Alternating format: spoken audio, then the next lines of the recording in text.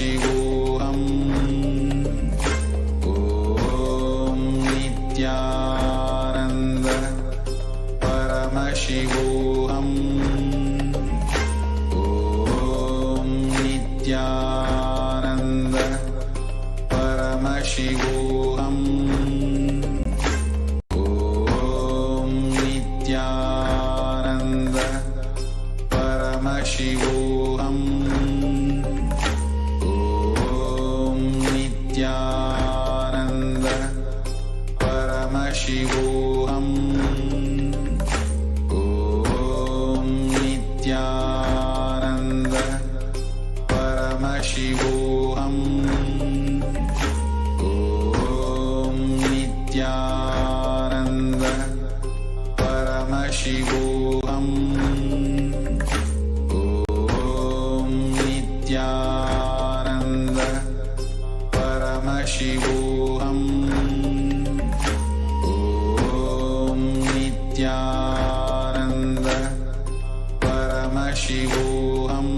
Om Nithyananda Paramashivoham.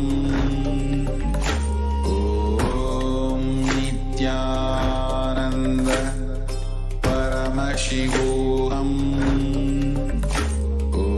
Om Nithyananda Paramashivoham.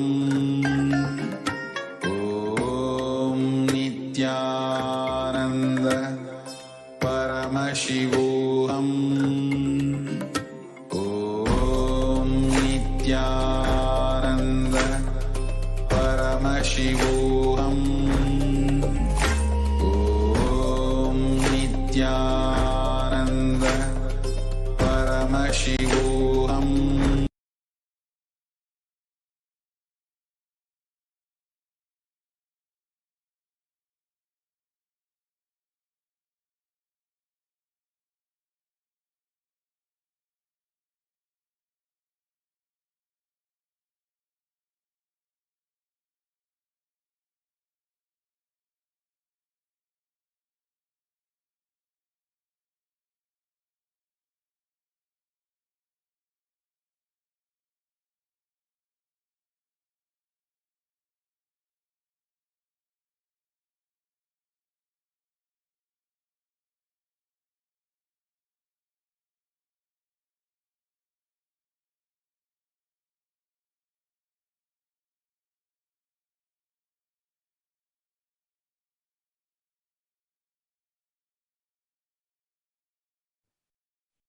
Yes.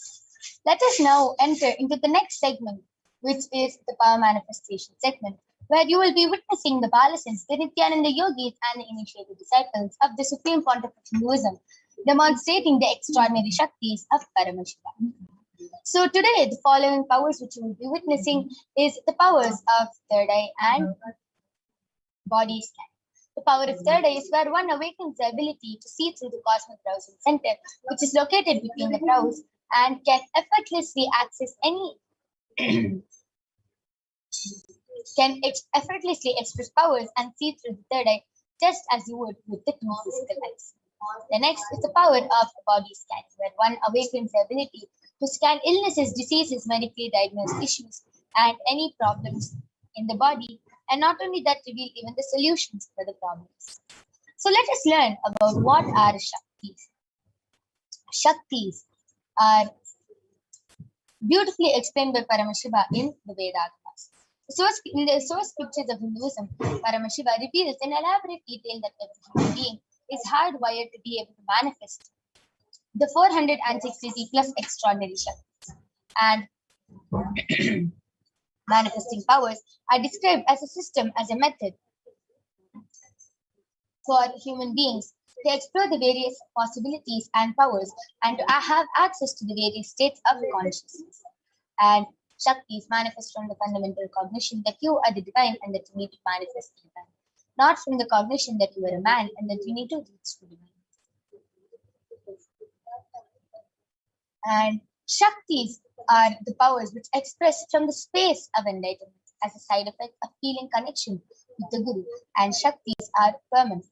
Siddhis are the powers which manifest from tapas or penance for enlightenment.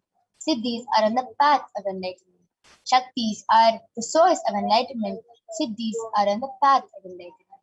Shaktis are the powers which express through ordinary human beings in extraordinary ways, just with the initiation from the avatar. Next slide, please. And Siddhis are the powers which manifest from tapas, and they are not permanent. The Siddhis may diverge from enlightenment. So, who is the source of all these Shaktis? Paramashiva is the primordial divinity, the ultimate reality and cause, which is self-effulgent, Swayam Prakasha, all-pervading, unchanging beyond time, space, form, and causality.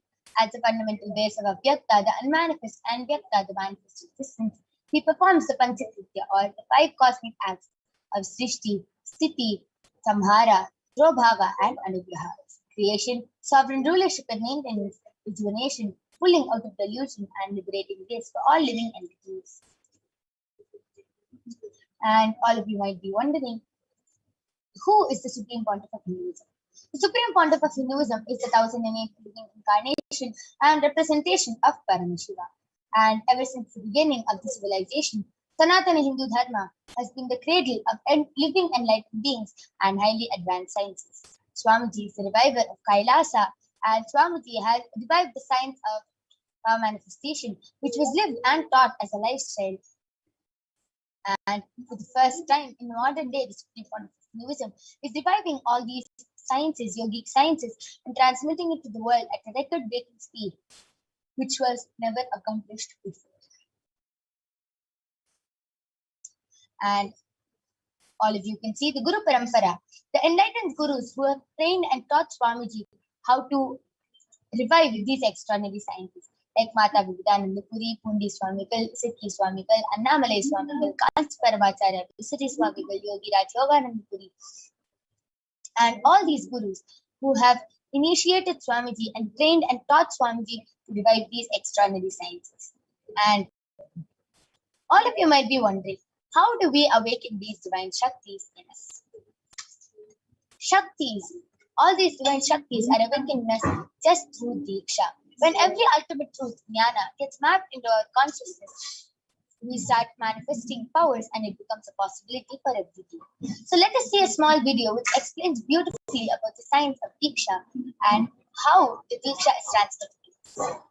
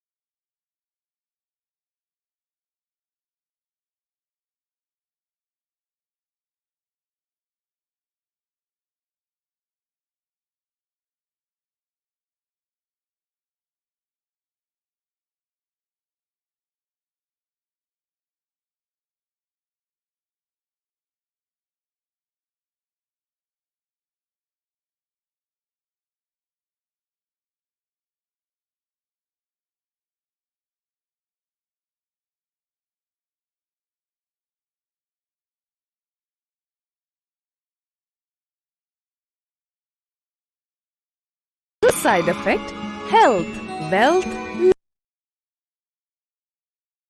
Diksha is the direct transfer of spiritual energy by an enlightened being through look, word, or touch.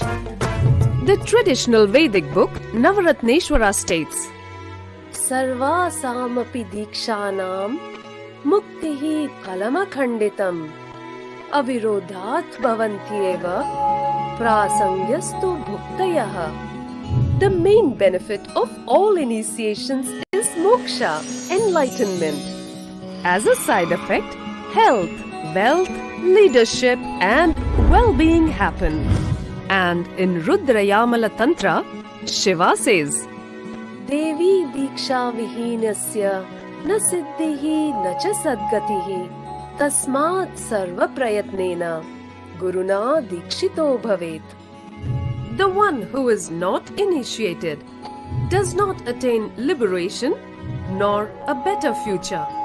So by all efforts, one should get initiated by Guru. What is the science of initiation? Neuroscience has proved that the process of initiation floods the brain with energy. This is the superconscious energy of Kundalini, our own highest inner potential energy. As the Kundalini flows from the thalamus to the cortex, it sets up a powerful energy loop within the brain, which awakens the latent non-mechanical parts which we have never used before. With increasing levels of coherence, the whole brain comes alive, turning into a superconductor of conscious energies that heal, empower, transform our lives, bliss and fulfillment. Initiation creates high awareness, visualization, creativity. It also slows the aging process and improves the immune system. Kundalini awakening, healing experience, levitation, teleportation, materialization. Experience the power of initiation through a range of exclusive programs conducted at the ashram. Nithyananda Dhyanapi.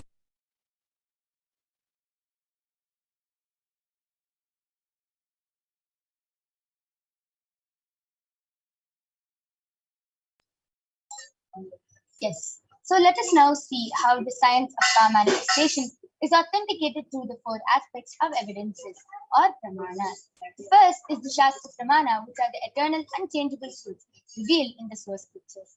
The next is the Apta Pramana, the experiences and results of the Aptas or the authorities of Hinduism, the Vedic rishis and scientists who have time tested and verified this science. Third is the Atma Pramana, which is the experience of His Divine Holiness Bhagavan Nithyananda Paramashivam, who has time tested and verified this science. And last is the Pratyaksha Pramana, the empirical evidence from observation and scientific experimentation. Let us now see the Shastra Pramana for the power of third eye, which comes from the Vijnana Bhairava Tantra, Sutra 34, Dharana 11. Kapalantarmanonyasa Tishtanmilitalochanaha Kramena manasodatyat Lakshaye lakshyamuttamam. Translation goes, by fixing the mind on the inner space within the crown center and sitting stably without any movement, having the eyes closed in succession, by that stability of the mind and inner space, through the power of the third eye, one directly sees the ultimate goal Lakshyam by having the vision beyond the sight that reveals any object or place, attaining the space of oneness with the source Paramashiva. The next is the Apta Pramana, where Bhagavan Sri Krishna initiates Arjuna into the power of third eye. And in the Hindu Purana, the Srimad Bhagavad Gita, Bhagavan Krishna initiates Arjuna into the power of third eye, and Arjuna beautifully narrates the cosmic form, the Vishwarupa Darshan of Bhagavan Sri Krishna as he sees it through the third eye. And Bhagavan Krishna says to Arjuna, Natu mam shakyase drashtum manenaiva swachakshusha divyam dadami te chakshuhu pashyame yogamaishwaram. But you cannot see my cosmic form with these physical eyes of yours. Therefore I grant you the divine third eye. Behold my cosmic opulence. Now let us see the Atma Pramana, where Swamiji beautifully shares in his own words how he manifests this power.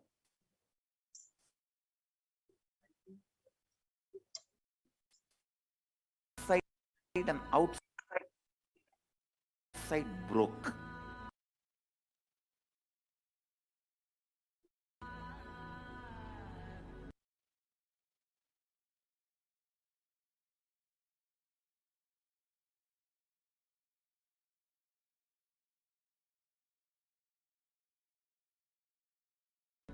The first experience is that I was able to see everything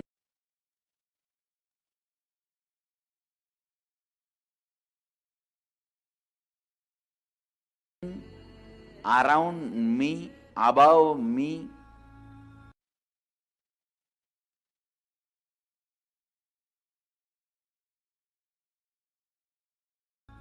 The whole 360-degree, 10 direction, below me, everything.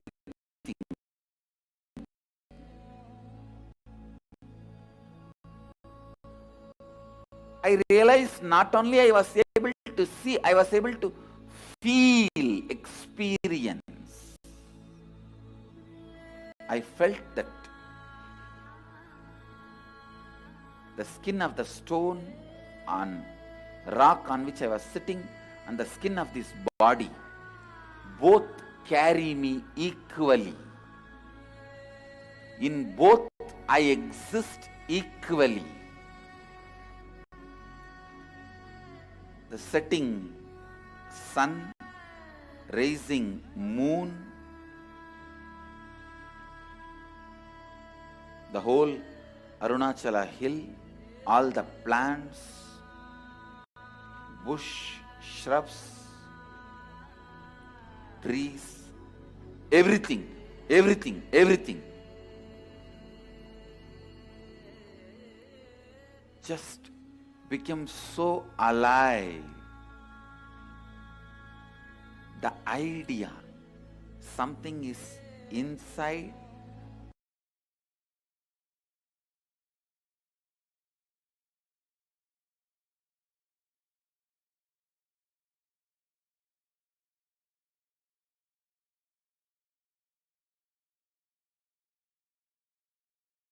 inside.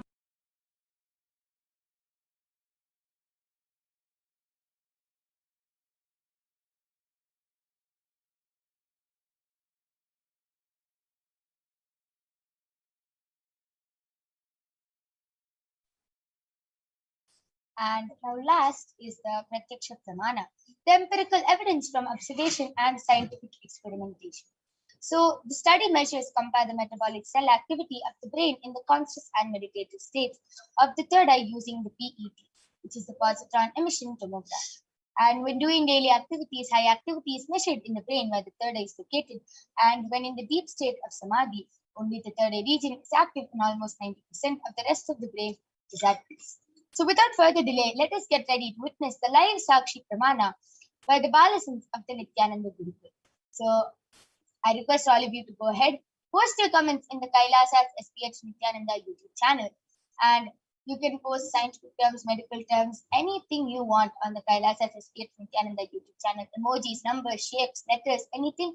And Ma Kaladara is going to be joining with us, and she will be reading through the third eye and demonstrating this extraordinary Shakti to all of you.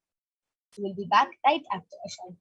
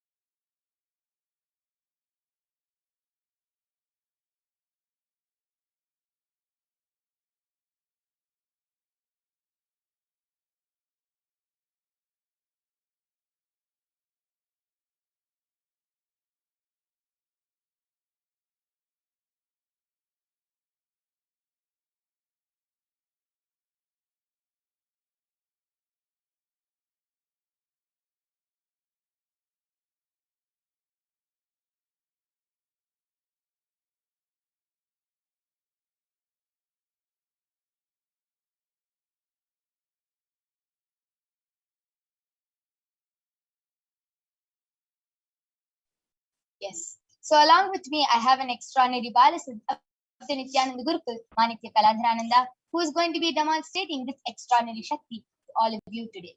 So, Ma Kaladhara, is going to be placing an eye band on her eyes. All of you can see I have the medically tested eye band with me. In front is a complete opaque sheet and behind is a thick sponge. All of you can see that there's a strap for the eye band to comfortably be strapped to Ma Kaladra's head, and there is no possible way of light entry. As you can see, there is no gap. The eye band is completely stuck and there is no possible way of light entry from any of the sides.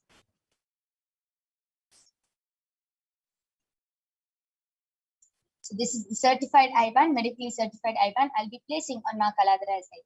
This is scientifically and medically certified in such a way that even with the eyes open inside the eye band, it is not possible for light to enter. Now all of you can see I'm unstrapping the eye band in front of your eyes and placing it on Ma Kaladra's head.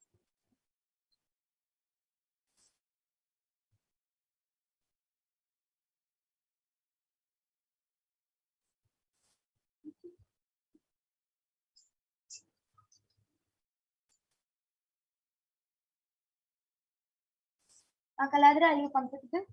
Yes. Yes. So Ma Kaladra is completely comfortable. I request you to turn to your right, left, up, and down. Yes, so all of you can see there is no possible way of light entering in Ma Kaladra's eyes. And yes, I request YouTube comments to now be projected.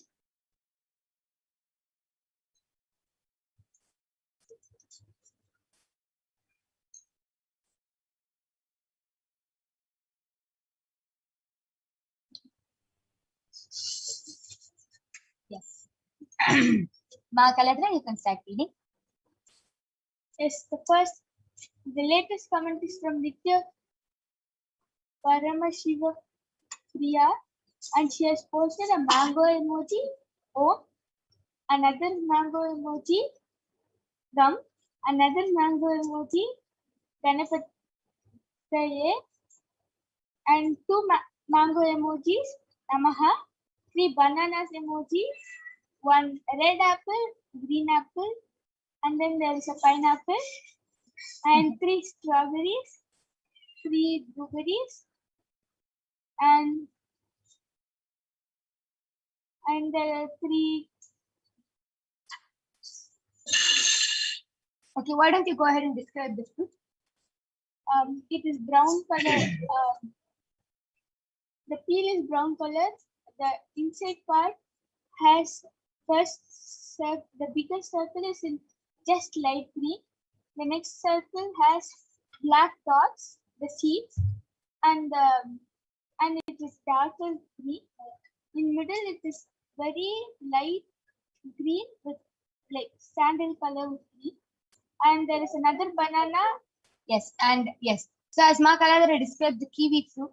Yes, Ma Kaladra will continue. And there is another banana, mango, strawberry, banana, mango, strawberry, and kiwi. And the next comment is from amazing. All of you saw how Ma Parashakti has posted a complete variety of fruits, and Ma Kaladra was able to read it through her third eye so fluently. And she was, even though she didn't know the name of the fruit, she was able to even describe the fruit exactly as it is, along with the color and everything. So precise it was. Amazing.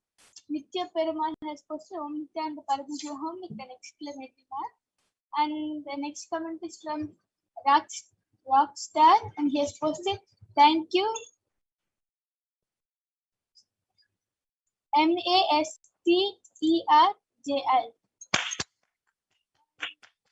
The first comment is from PIOTRWAJDA.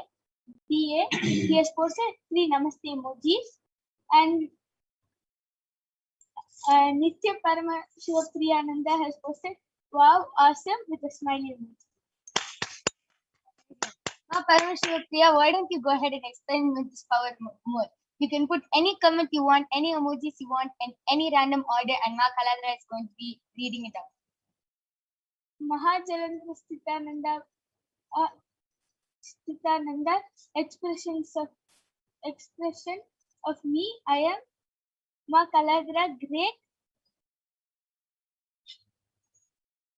The PISIONING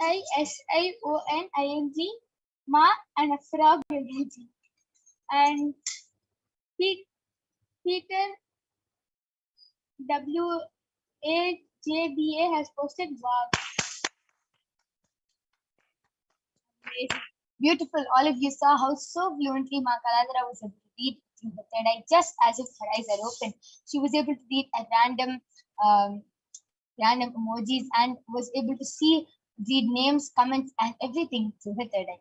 Amazing. And Nitya Perumal has posted fantastic Ma. Amazing. Beautiful. That was a beautiful demonstration of this power of third eye. And now I'm going to be removing the eye band of Ma Kaladara. All of you can see that the eye band is completely intact. There's no difference. And yes. So that was a beautiful demonstration of the power of third eye by Ma Kaladara. And we are not done yet. We're going to be witnessing the next extraordinary Shakti of Paramashiva, which is the power of body scanning, which will be manifested by the Balasans of the Nithyananda Gurukul.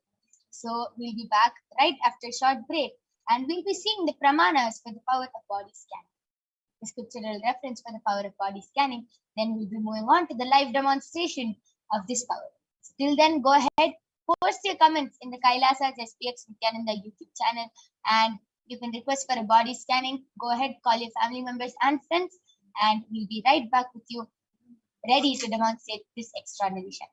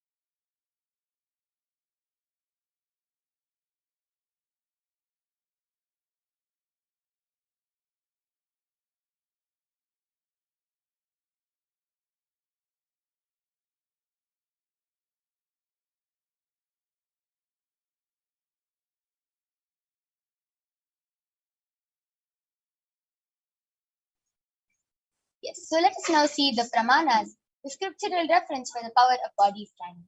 The Shastra Pramana comes from the Vijnana Bhairava Tantra, Sutra 54. And the Pramana goes, Swadehe Jagato Vapi Sukshma Sukshma Tarani Cha Tatvani Yani Nilayam Dhyatmante Vyajyate Para.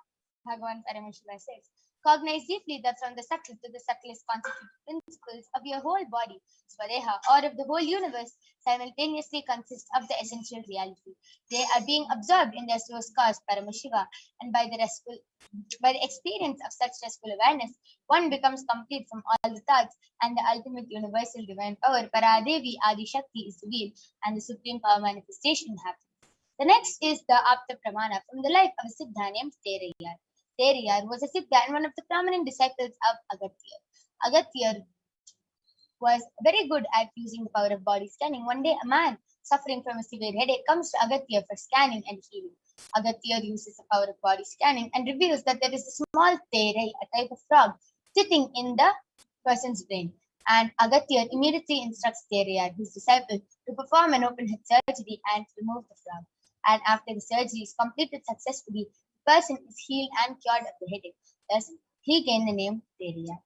Third is the Atma Pramana from the life of His Divine Holiness Swamiji, who was beautifully shared. Only when I had a multiple compound hand fracture was I forced to go for surgery and therefore for medical checkups related to that. At that time, they detected heavy metal quantity in my different organs, and it was revealed that I had been poisoned without our knowledge. I immediately used diagnostic methods instead of medical facilities to study the body condition due to the poisoning. Through the body scanning, I found out what the problems and imbalances had happened and where the balance had to be done. I used allopathy as a second opinion just to verify my findings. All these avatars, these great incarnations of super consciousness, express all these extraordinary Shaktis like the power of body scanning, Shushada, and much, much more. And all these avatars, even though they take a human body, they're much beyond physical suffering. Last is the Sakshi Pramana, the experiences and results of the extraordinary manifestation happening through the initiated disciples of the Supreme Pontiff of Hinduism. So all of you can see the Paramashivoham participants who beautifully shared how they were able to manifest this power of body scanning. And let us now witness the live Sakshi Pramana for this power. So we'll be back with you right after a short break.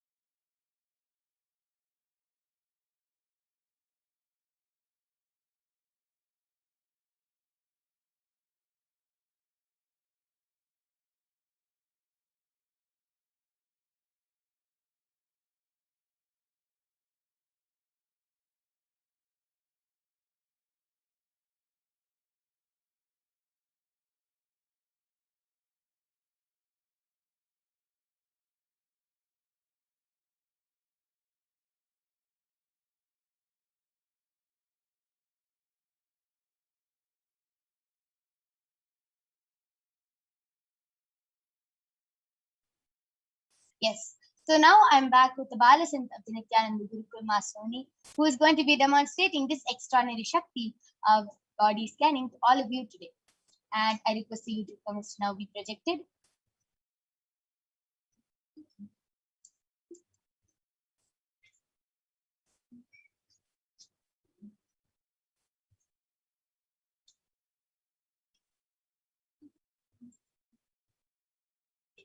So I request the YouTube comments to be refreshed.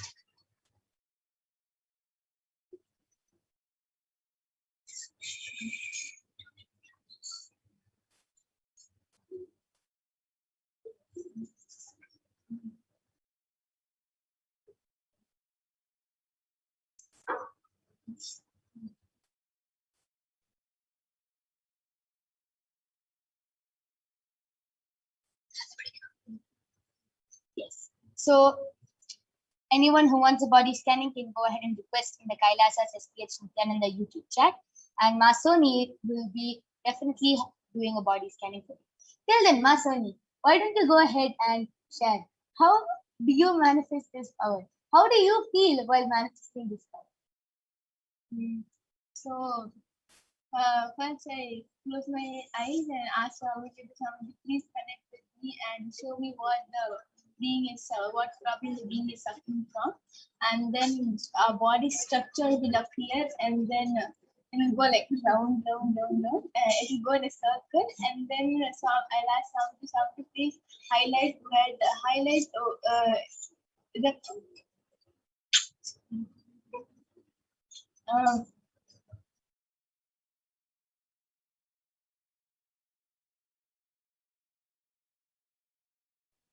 and then I'll ask Swami to please highlight in the area where the being is having problem, and then in some of the other colors, Swami will highlight, like for example, if the being is the person having problem in his heart, so Swami will highlight in the heart area, and then I'll ask Swami what problem in heart.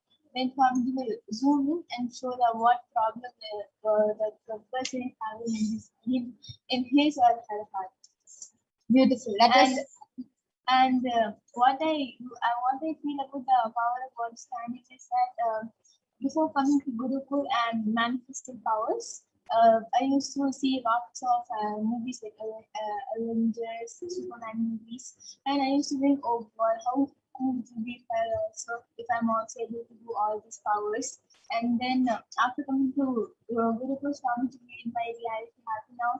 I like super like how I used to see people like Superman, Avengers, manifesting all these powers. Now I am also one of them.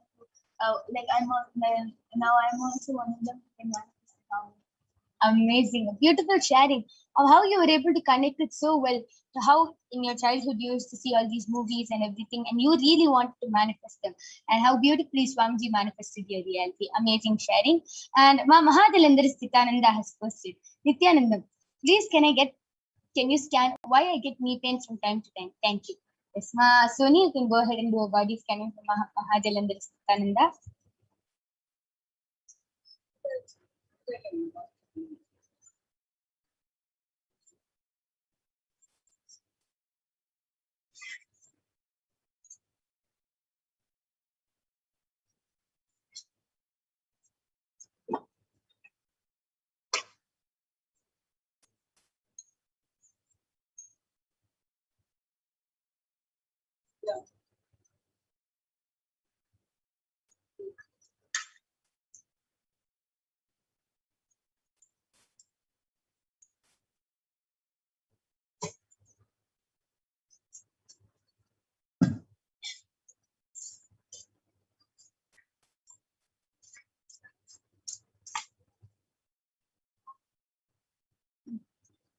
Nithyananda Mahajalandrisananda, I did the body scanning for Luma, and Paramashiva revealed the problem, the why you are having the cause of knee problems,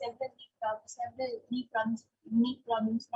Paramashiva revealed that you are not doing yoga in a way where your whole body gets stretched, and especially this knee part, you are not being active and moving too much during the day, ma. So very much we revealed the solution as to do yoga properly and do lots of knee exercises.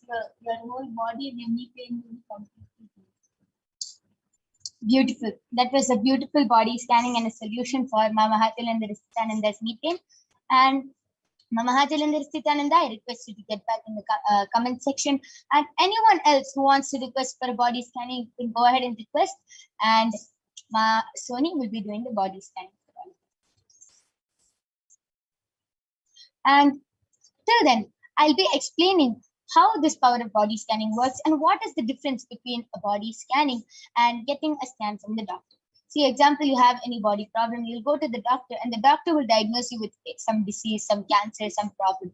And the doctor will give you a medicine. But the one thing which the doctor cannot do is find out the root cause of the problem. The doctor can only... Mahajalandra Sthitananda has said, I knew that would be said. Yes, amazing, ma. And just follow the solution, whatever it is, and Swamiji will completely heal you. And yes, the one thing which the doctor cannot do is find out the root cause. The doctor will only give a medicine which will only heal you temporarily. And even if it heals you permanently, according to you, the root problem is still there inside and it will manifest as some of the other problems. As all of you know, our body is very mysterious, and even a small stomach pain or anything can be related to some incompletion in the past life, or cancer can be related to some cognition you're holding about yourself or anything. And only when you complete with that will you be able to complete with your body and will the problem get healed completely.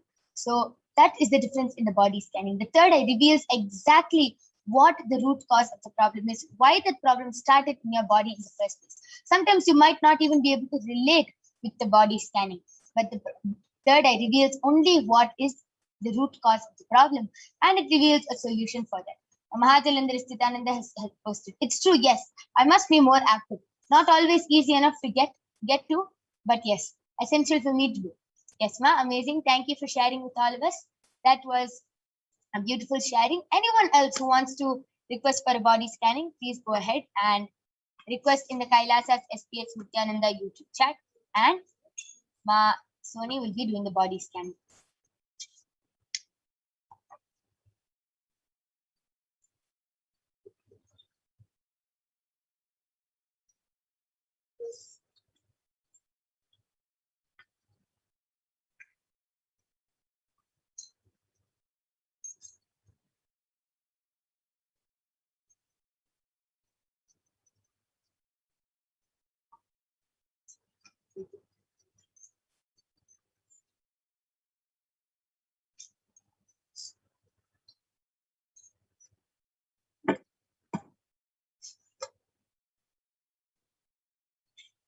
Yes. Anyone else who wants a body scanning done by the Balsins, you can go ahead and request for a body scanning. You can go ahead, call your family members, friends, and anyone who you would like.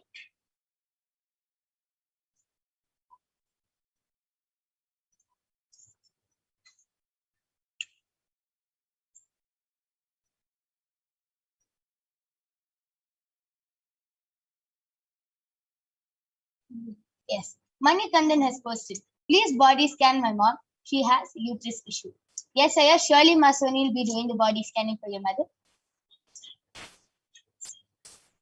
Yes, and yes, sorry, just before that, Manikandan Aya, it is always our integrity to get the consent of the person, as it is our integrity before doing the body scanning for them. We have to get their permission. So please get the permission and the consent from your mother, and surely we'll be doing a body scanning for you.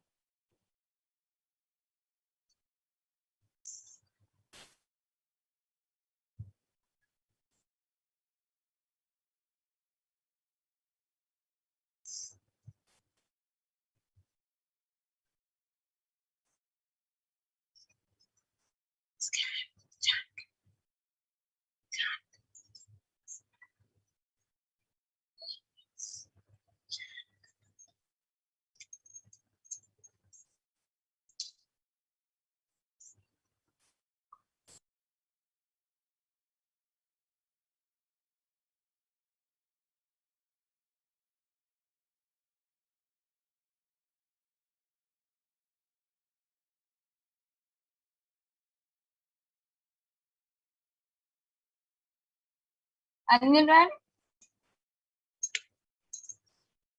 Yeah.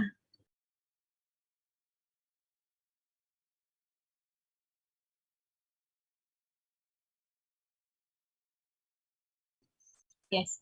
Manikandan Aya has posted. She said yes for the body scanning. Yes, Maswami, you can go ahead and do the body scanning for Manikandan Aya's mom.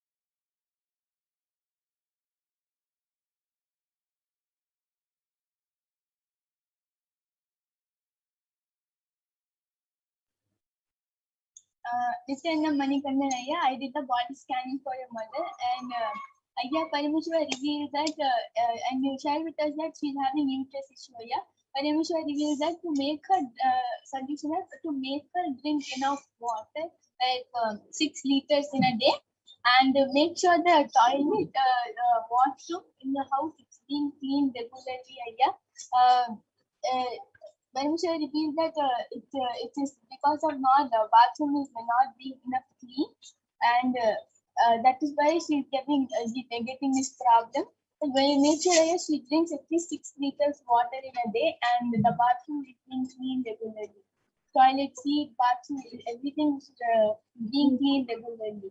She will get, if at all this if the suggestion is being followed properly, she will get healed in a week. Yes, that was a beautiful body scanning for Manikandan Aya's mother. Paramashiva also revealed one more thing, Aya, that your mother is having this problem because of a lot of heat in her body. And Paramashiva reveals that it is a lot of heat and kapha in her body which is causing this. So she has to do neti every day.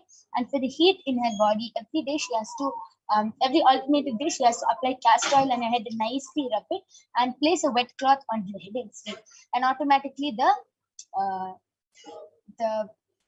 problem will actually reduce because the heat will reduce in the body. Yes. And with this, we would like to conclude this power manifestation session.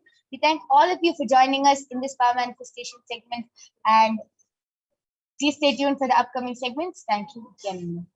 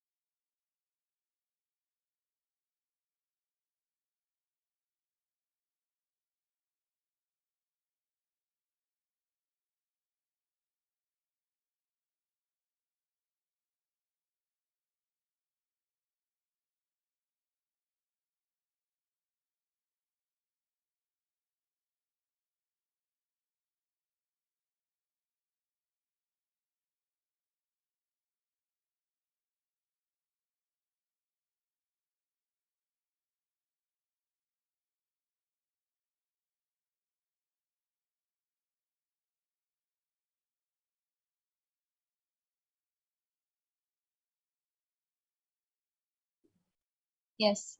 So Ma Madhura is joined with us. Yes. So Ma Madhura will be joining with us, and she will be teaching all of us about the divine feminine consciousness, about who is Devi Parashakti, and much, much more. So please stay tuned, and we'll be having Ma Madhura joining with us shortly.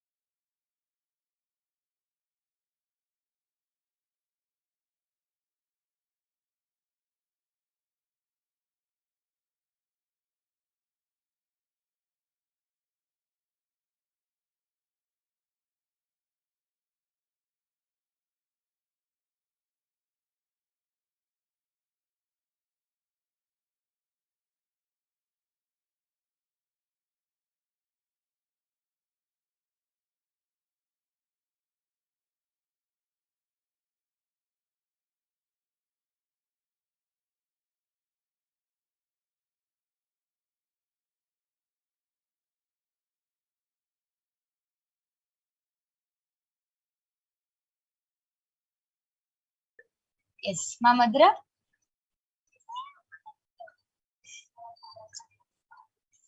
Yes. Nityanandam. Mamadra, you can go ahead, and we thank all of you for joining us. Thank you, Nityanandam.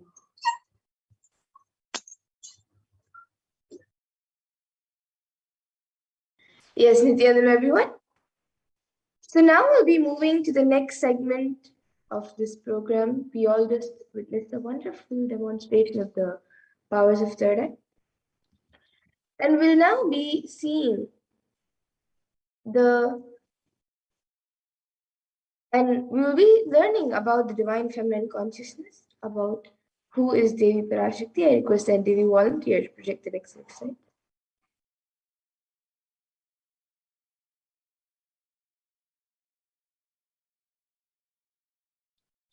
So we'll be first looking at the Dhyana Shloka of Devi Parashakti, which comes from the Lalita Sahasranama Dhyana Shloka.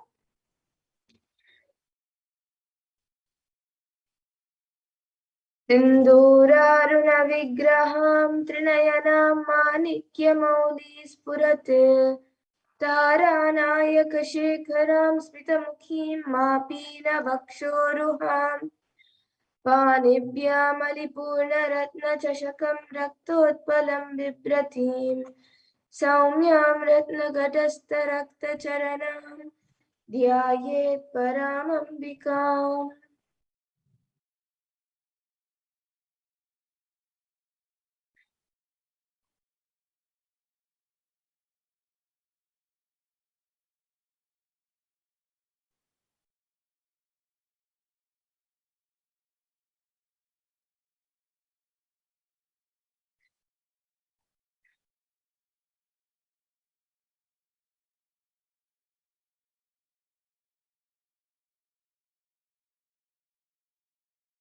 And the translation for this verse says, I meditate on the great Empress. She is red in color. I meditate on the Divine Mother.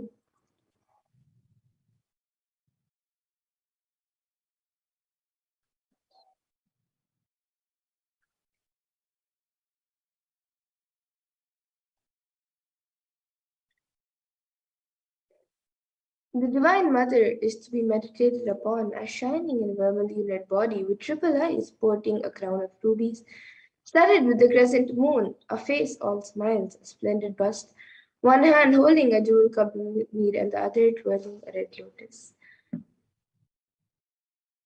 And another Dhyana Shloka of Devi Parashakti, which comes from the Lalita Sahasranama Dhyana Shloka, says, Arunam karunatarangatakshiim dhritapaashankushpushpabanachapam animadibhiravritaam ayukaihi rahamityeva vibhavaye bhavani. And the translation for this verse is, I meditate on the great Empress. She is red in color and her eyes are full of compassion. She holds the nose, the gourd, the bow, and the flowery arrow in her hands. She is surrounded on all sides by powers such as Anima for rays, and she is the self within me. And Devi Parashakti is the ultimate pure feminine consciousness. Parashakti is the cosmic mother. And it is her cosmic womb from which billions and billions of universes come out and go in, and the source where the Big Bang and black holes go on and on. And Parashakti is the source, the source Shakti, the source energy, the source power, from which all of us came, in which all of us are in even now, and in which all of us are going to merge. And out of her extreme love and compassion, Devi Parashakti herself is manifesting through the embodied form as the Nijavatara of the Supreme Point of Hinduism, Jagat Guru Mahasannidhanam, His Divine Holiness, Bhagavan Nithyananda Paramashivam, gracing us, answering all of our questions, attending to our prayers, giving boons, healing us, revealing our past, present, and future, delivering profound spiritual truths, and ultimately giving us the experience of Paramashivoham itself.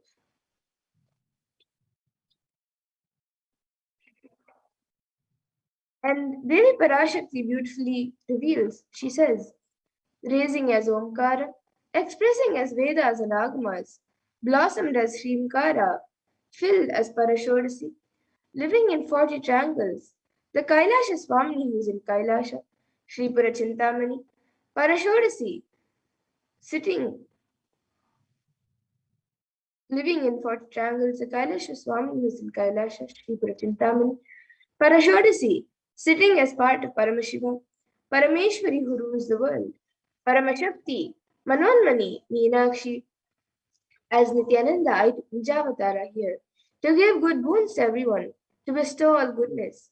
Hiranyagarbha Swarupini, Brahmanda Yoni, Shami, Chandramauli, Rapala, Aparna, Uma, Parvati, Savitri, Navayavana, Samrajya Lakshmi, Parameshwari, Parashodasi, Meenakshi. Taking the form of Nithyananda, I came here as Nijavatara. With great compassion and blessing, listen, people, to do good to all of you, I took the form of Nithyananda and came down as Nijavatara. And Devi Parashakti continues to reveal, she says, raising in Omkara, blossoming as Shiva, Shiva manifesting as source of existence, powers of existence, expression of existence, from the oneness of Om, blossoming into two as Prakriti and Purusha, blossoming as three Shaktis, Icha, Kriya, and Jnana, growing as four Vedas, expanding as five Panchabhutas, beyond six chakras, filled as gotras of seven rishis, expanding as eight directions, existing as nine grahas, blossoming as 10 indriyas, being as 11 rudras, creating all the worlds, bringing life to tell and make truth blossom and to do good. Parashodasi, Meenakshi, in the form of Nithyananda, I came to bless every one of you. Now let's see how we can receive Devi Parashakti. So literally we're seeing Paramashiva and Parashakti at that moment. She is there on your screen. So always receive her in a very traditional manner. You can keep two beet leaves, one banana, one betel nut, and a coin in front of the screen as you watch Devi Parashakti. And for those of you who might be wondering what a coin is considered as and what is its importance, a coin in the Hindu tradition is actually considered the traditional dakshina, and it is usually offered during any rituals or to deities during in the temple. And it can be the lowest value. In India, it can even be just 1 paise, and in the US, it can even be just a cent. Swangi says, I'm not trying to monetize. Keep even 1 cent, it is okay. So for 100 days, if you have darshan, it will add up to $1. And in India, even 1 paise is okay. And you can offer that to Devi Parashakti. And once the darshan is over, you can do namaskar and eat the banana, the beet leaf, and the betel nut, taking it as prasadam immediately. And the coins that you collect, you can send it to the Los Angeles temple for the further procedures. And this betel leaf and betel nut, some of you might be wondering how it benefits you, whether it's physically, emotionally, or mentally. So this may look too small, but in a few days you will see how much it adds to your sentiment that really Devi Parashakti is there. You will not take the Devi Darshan for granted. Rituals will break your monotonous unconscious mentality and lifestyle and remind you and raise you to the powerful cognition. It will break your unconscious behavior. And now here all of you can see how you can set up your tambulam. So you can arrange the 2 beet leaves, 1 banana, 1 betel nut, and a coin in front of the screen, arranged in a plate.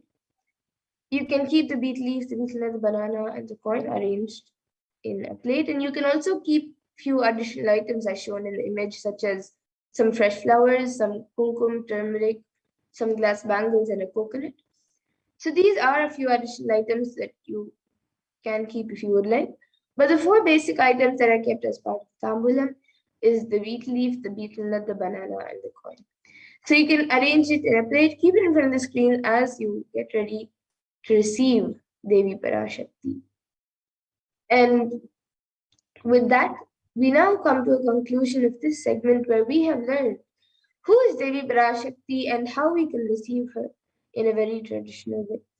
And we'll be moving to the next segment of this program where we will be seeing what exactly Devi Parashakti has revealed for humanity about all the various problems that humanity is going through right now, especially due to this pralaya.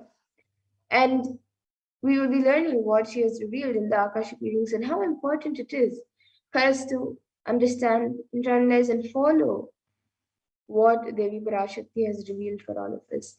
So we will have Makuna Priya joining and learning, and we will all be learning what Devi Parashakti has revealed in the Akashic readings. So please stay tuned. We will be back after a really short break.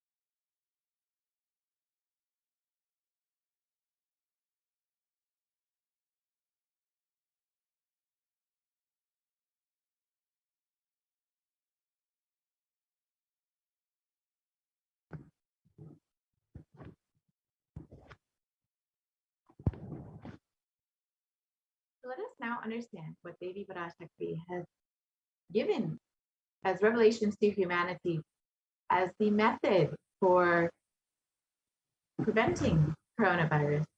So let us first understand the compassion of the avatar. In the Guru Padaka Stotram, composed by Adi Shankaracharya, the very first verse describes how the Guru Padaka, the sacred feet of the Guru, is the boat that helps us cross the Ananta Samsara Samudra, the seemingly endless ocean of samsara or suffering.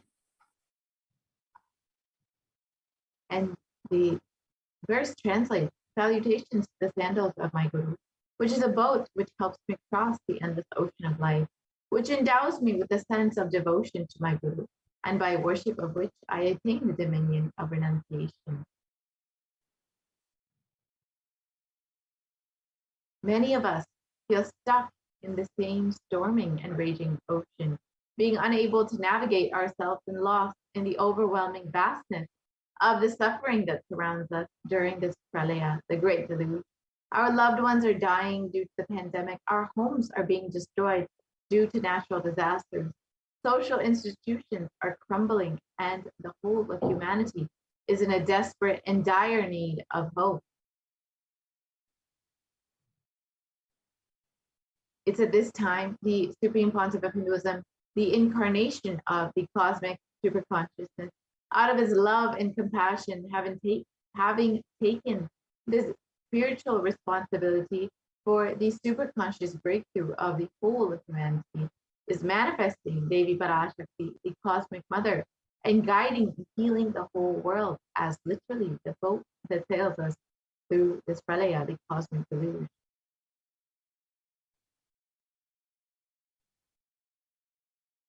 Devi Parashakti is herself manifesting through the Nijavatara and answering each of our prayers, granting boons, healing us, manifesting miracles, removing all our pain and suffering.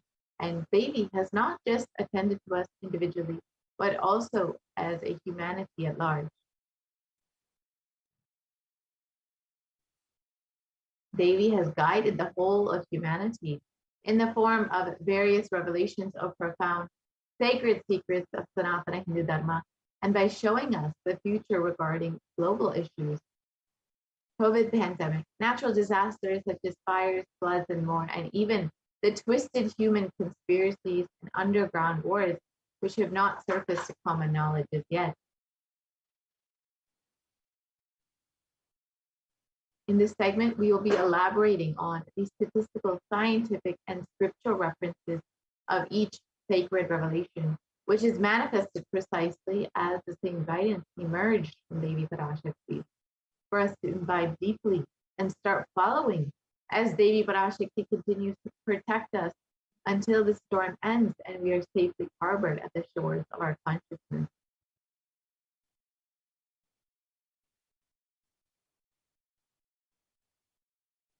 Let us see what Devi Parashakti has revealed as the 8 methods to protect ourselves from coronavirus.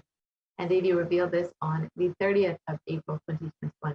Let us watch that revelation now.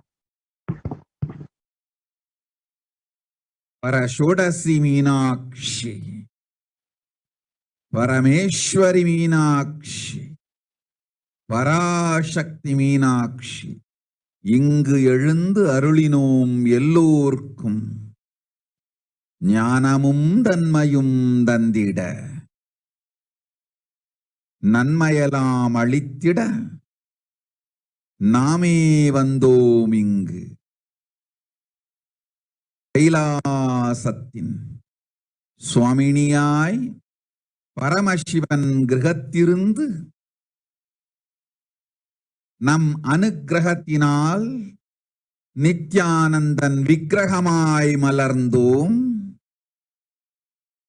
உங்கள் எல்லோருக்கும் நல்லதை செய்திட நன்மையை சொல்லிட தர்மார்த்த காம மோக்ஷம் எனும் புருஷார்த்தங்கள் நாளும் பொங்கி மலர்ந்திட வந்தேன் இங்கு. மாந்தர்கள் கொடுந்தொற்று கொரோனா கண்டு அஞ்ச வேண்டாம். 8 வழியின் மூலமாகவும் எண்ணத்தில் தியானித்து என்னை பிரார்த்தித்தல் ஒன்று, சமூக வலைதளங்கள் மூலமாய் என்னை சரணடைதல் 2, நான் குடிகொண்டிருக்கின்றேனோ அங்கெல்லாம் பூமிதித்து என்னை வழிபடுவது 3, நெஞ்சில் மஞ்சள் தடவி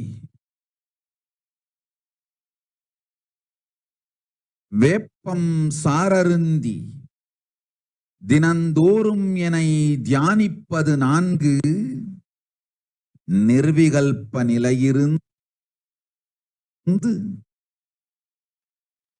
நித்யானந்தத்தை நிறைத்து உயிர்வது 5, சிவ சிவ சிவ எனும் பிரபஞ்ச பெரும் நாதத்தை அஜபா ஜபமாய் நிகழ்த்தல்வான பூரண மனத்தோடு வாழை பழத்தோலும் வெங்காயமும் குதிகாலில் வைத்து பத்திட்டு நித்திரையில் அடங்குவது 7, அருணாச்சல ஸ்மரணையில் நினைப்பும் மறப்பும் அருந்த உணர்வு ஸ்மரணையில் அகம் அகம் என ஸ்புரிக்கும் Arunachal ஸ்மரணையில்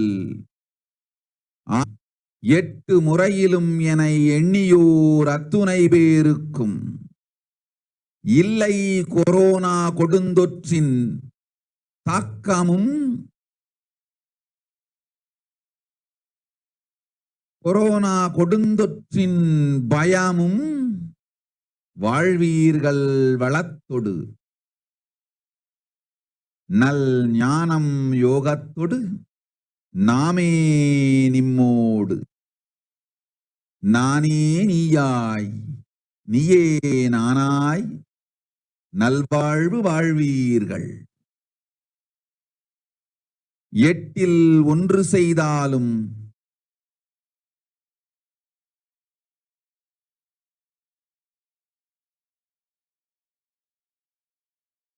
Yes, so let us understand Devi Parashakti's revelations mapped into English.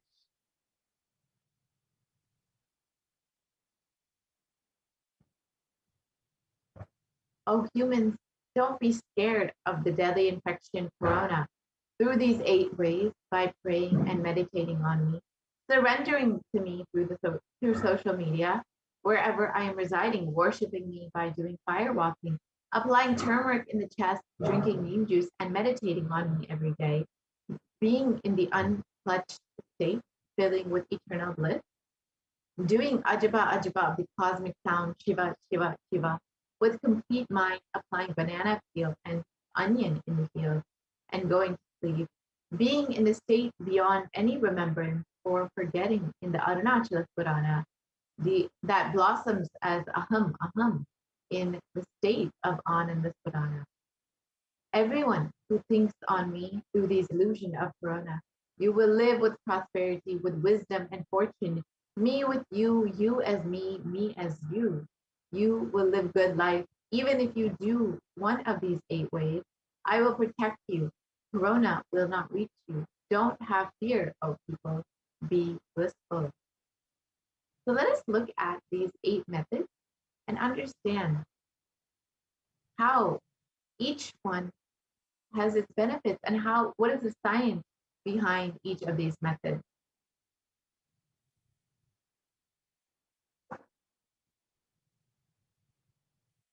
So the first method is praying and meditating on Devi Parashakti. So science has studied meditation extensively and has revealed many benefits. Healthline lists 12 of these science-based benefits, which includes reducing stress, it controls anxiety, it promotes emotional health, it enhances self-awareness, it lengthens retention span, it may reduce age-related memory loss, it can generate kindness, it may help fight addictions, it improves sleep, it helps control pain, and it can decrease the blood pressure and can be accessible anywhere.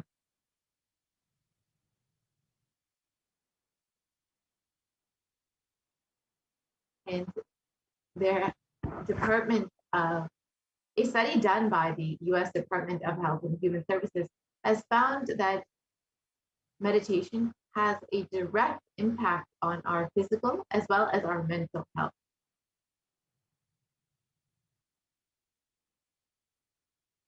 And another study by Cambridge University reiterates the necessity of meditation during times of crisis, such as COVID-19.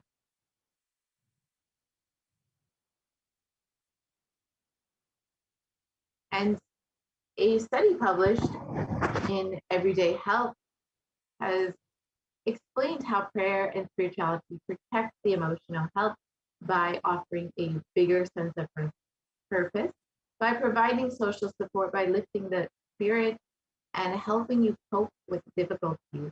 And a September 2015 report published in Health Psychology found that when researchers followed 191 people with congestive heart failure for 5 years, they found that those who reported feeling spiritual peace and who also made some healthy lifestyle changes were significantly more likely to live longer than their peers. And people with major depressive disorder or chronic medical illnesses who report high levels of religiosity, which includes daily religious experiences, generally become more optimistic than their peers. And this was found in a study published in July 2015 in depression and anxiety. And the Supreme Pontiff of Hinduism himself has demonstrated directly the powerfulness of meditation and how it impacts our brains directly. So let us watch that video now.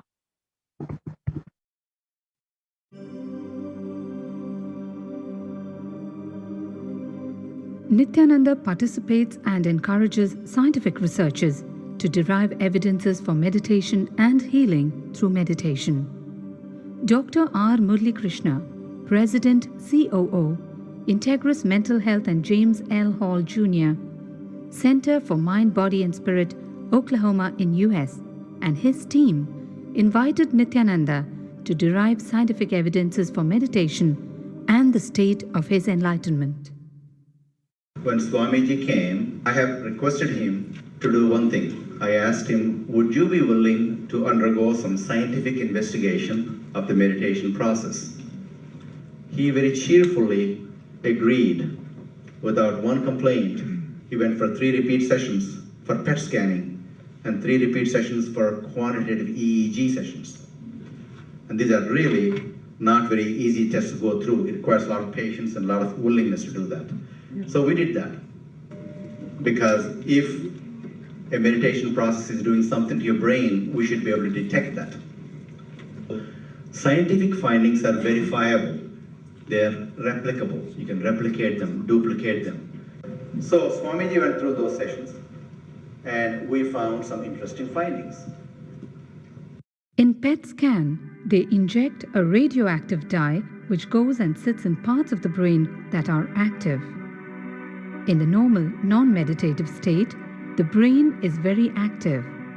And when we are seeing someone, the rear end of the brain, the visual cortex, is very active, as shown in the diagram. Usually the brain is so active, there are 100 billion brain cells there. But what meditation does is something very interesting. It shows the frontal lobes getting more active. The frontal lobe is where you have judgment, wisdom, reasoning. Here are some of the brain scans I'm going to share with you. This is alert, non-meditative state. The second one is 30 minutes into, 30 minutes meditation. Look at the frontal lobes, how they light up. They light it up big time. 60 minutes of deep meditation, and here is a deep, deep level of meditation where it lights up significantly right here, right in the middle, probably 1.5 inches, 2 inches deeper.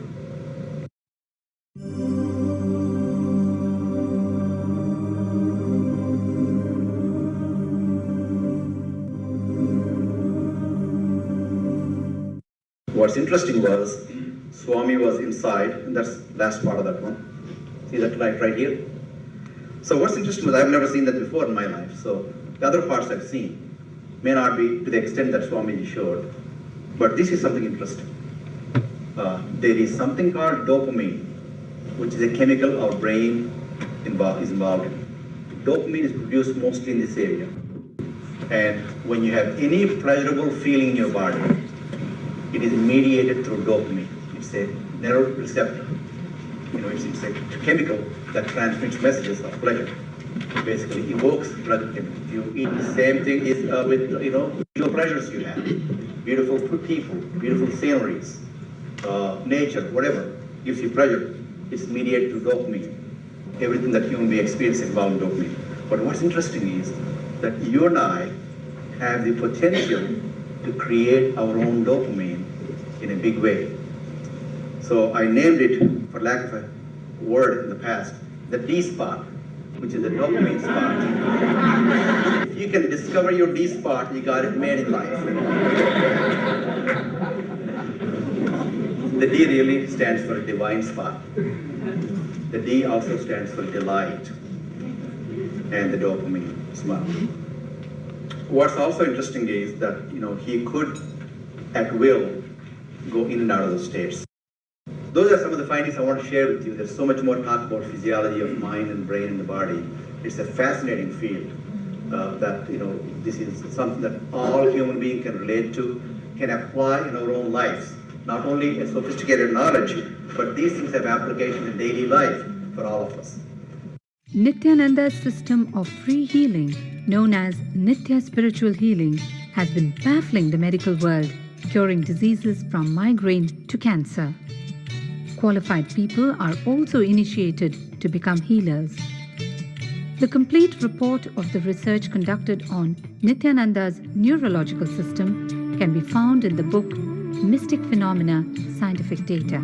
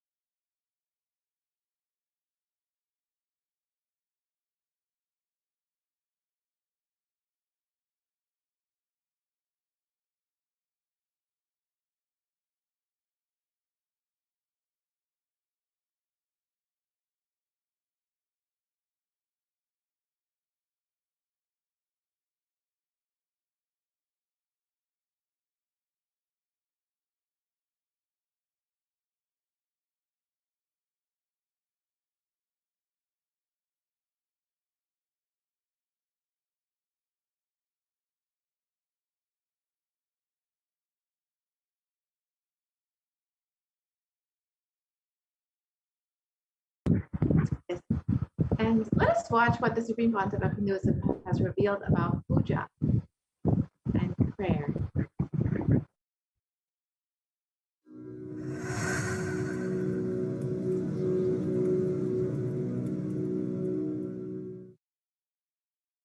If you are not allowed to do yoga, made to believe early morning sleep is the best thing in your life, you are tortured, you are abused, your divine rights are violated. If you are constantly inspired to do yoga early morning, Brahma Muhurta time, and everyday puja, sit that 30-40 minutes and melt down by feeling connection. Understand? Nothing can be compared to prayer to bust your stress. I tell you, prayer is the best stress buster. Deep feeling connection and tears rolling in your eyes and melting down. Prayer to Paramashiva. Intense yearning, Vyakulata, talking to Paramashiva, relating to Paramashiva. Nothing can be compared to that to bust your stress. I tell you, every day puja is an ultimate recharging experience. If you do everyday puja,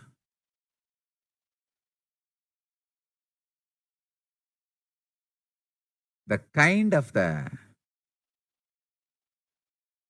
stress-free life you will live,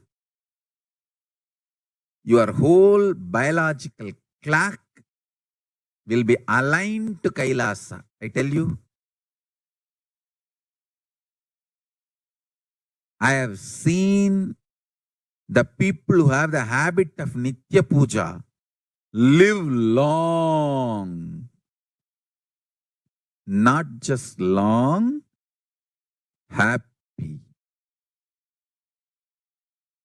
In my whole life, it is Nitya Puja, Puja, that gave me all the best things of life. Every day puja, relating with the deities is the best stress buster. Touch the deities, do decoration, dress up. Even now, my best time of the day is when I sit with my deities. When I sit with my deities, dress up the deities, jewel them, spend time with them, talk to them, intensely pray, deeply connect and pray. Understand? You do not know the power of Archavatara. God landing in physical deity form. Never underestimate the power of Archavatara. The Archavatara is equivalent to living avatara. What living avatar can do to you, an Archavatara can do. Atma Linga I am giving to all of you is literally living Archavatara. It's a piece of God. Literally.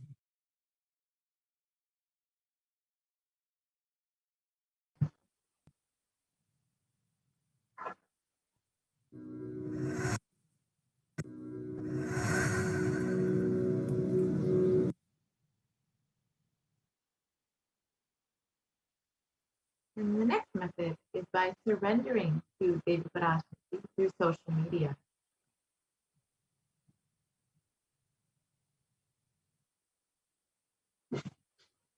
During the Akashic readings, Devi Parashakti gives us the opportunity to connect with her through various social media platforms, and attends to each of us individually through our prayers and showers us with blessings and boons. Let us now see how we can connect with Devi Parashakti through social media.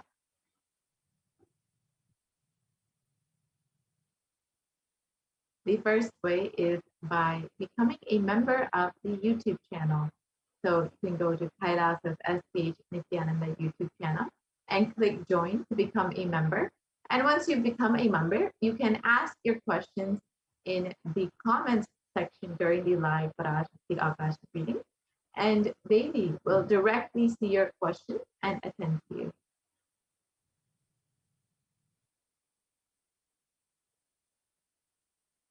And the next way is by liking and following Kailasa's SEPT Nithyananda Paramashivam Facebook page. And you can go ahead and ask your questions in the live video during the live Parashakti Akashic reading. You can ask your questions in the comment section.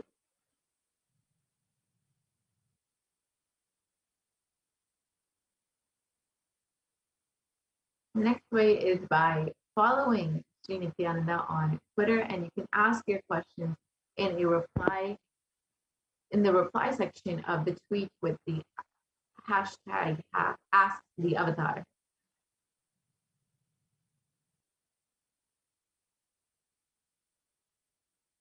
And the next way is by following Sri Nithyananda on Instagram, and you can ask your questions in the comment section.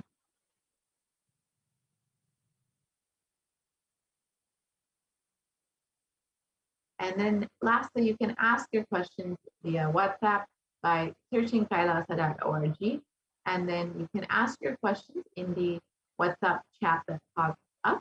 And all of these methods are an easy way to ask your prayers, your questions directly to Devi Parashakti, and they will fall directly in the eyes of Devi Parashakti herself.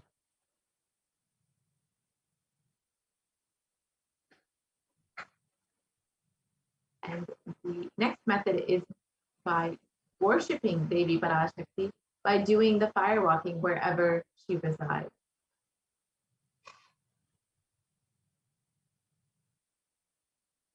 And the Supreme Concept of Hinduism has revealed that fire walking is an alchemy process. And in the words of the Supreme Concept of Hinduism himself, our rishis and munis have been adept and master in every field, whether health or keeping the society safe, and every field. So all the vratams, the pujas, the spiritual techniques, the religious rituals, anything they design is highly scientific and directly useful to the life.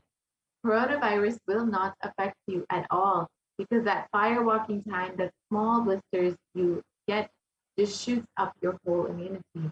That power, the power to protect yourself from any virus or any problem, it's actually a powerful technique. It's a very powerful technique followed in those days, especially during this season.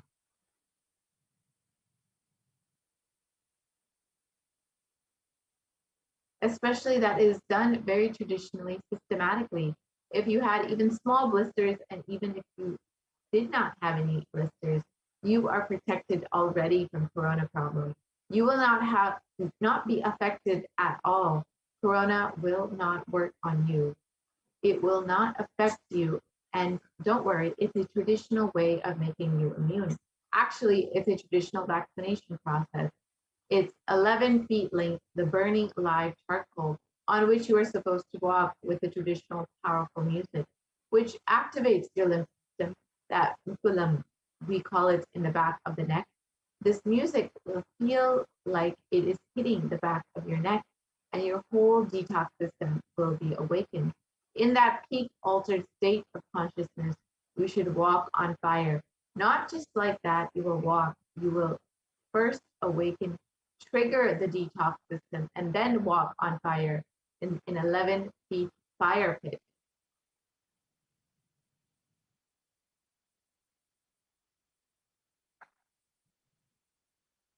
If you do one fire walking, you are absolutely protected from corona. Pray to Mahamariam and do the fire walking. That is all.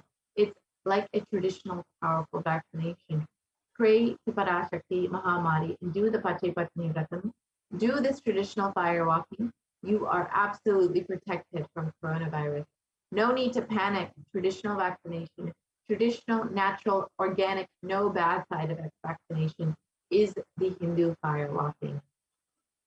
Let us listen to the Supreme Pontiff of Hinduism himself revealing the benefits and the science of fire walking.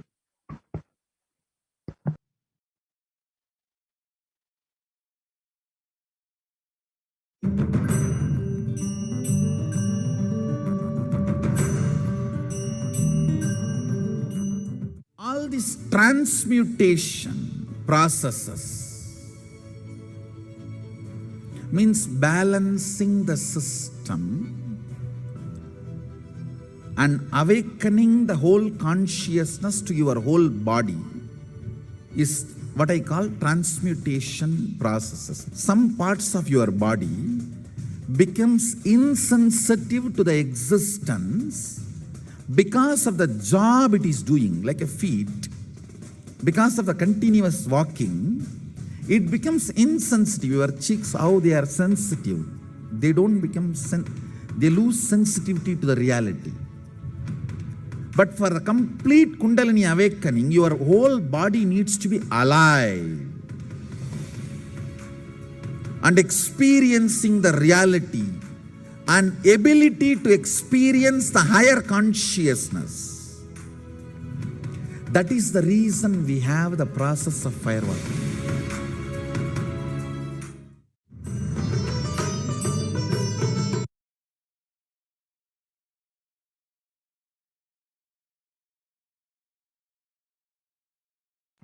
Now let us watch the Supreme Pontiff of Hinduism himself doing the fire walking in Tiruvannamalai.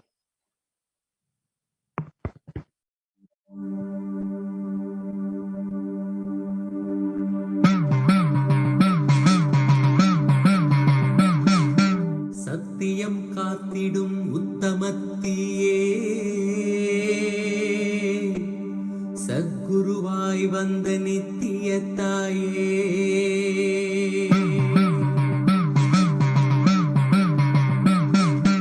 வேதங்கள் வணங்கிடும் ஆதியும் நீயே ஜோதிமலையிலே அவதரித்தாயே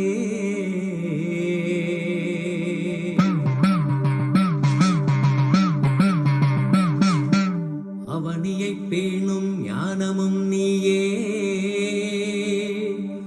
அக்னி வடிவிலே அருள் புரிந்தாயே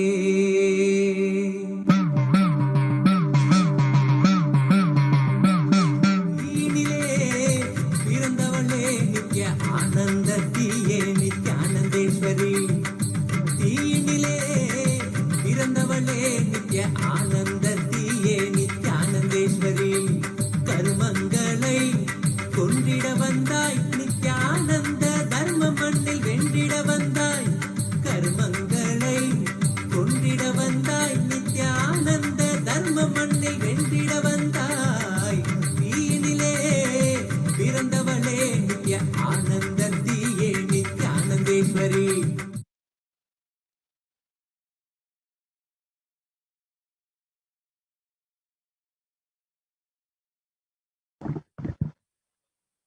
And a study conducted by the U.S. National Study of Medicine, the National Institute of Health, has studied the various effects and benefits of firewalking. And they found that those who participated in firewalking had increased levels of happiness and lower fatigue levels compared to those who did not participate in firewalking.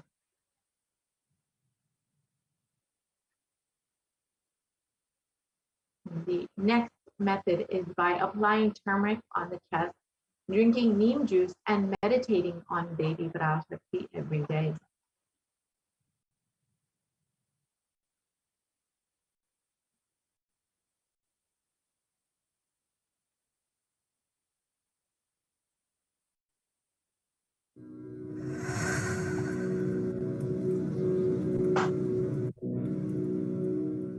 So this Bididi.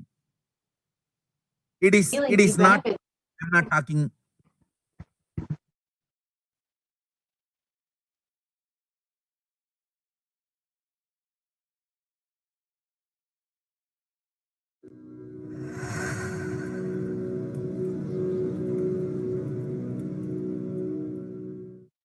Bididi.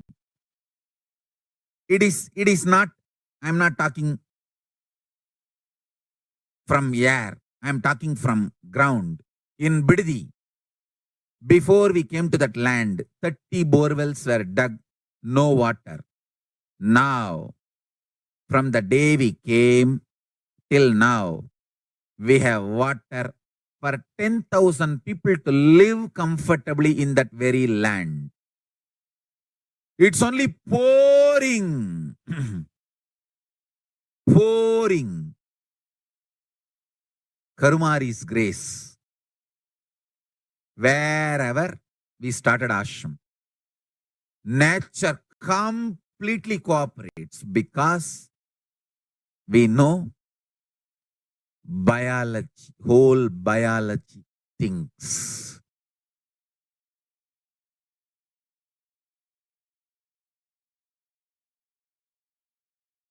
If you are having bitter relationships in your life, just start drinking bitter neem juice every morning. The problem will be solved.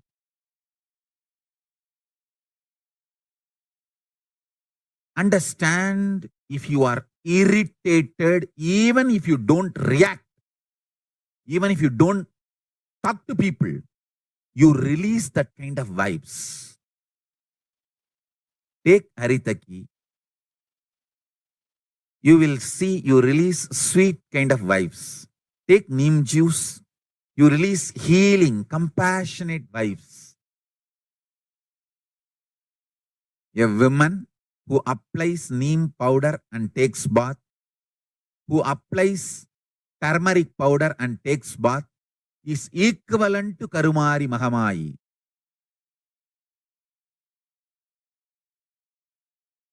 That neem paste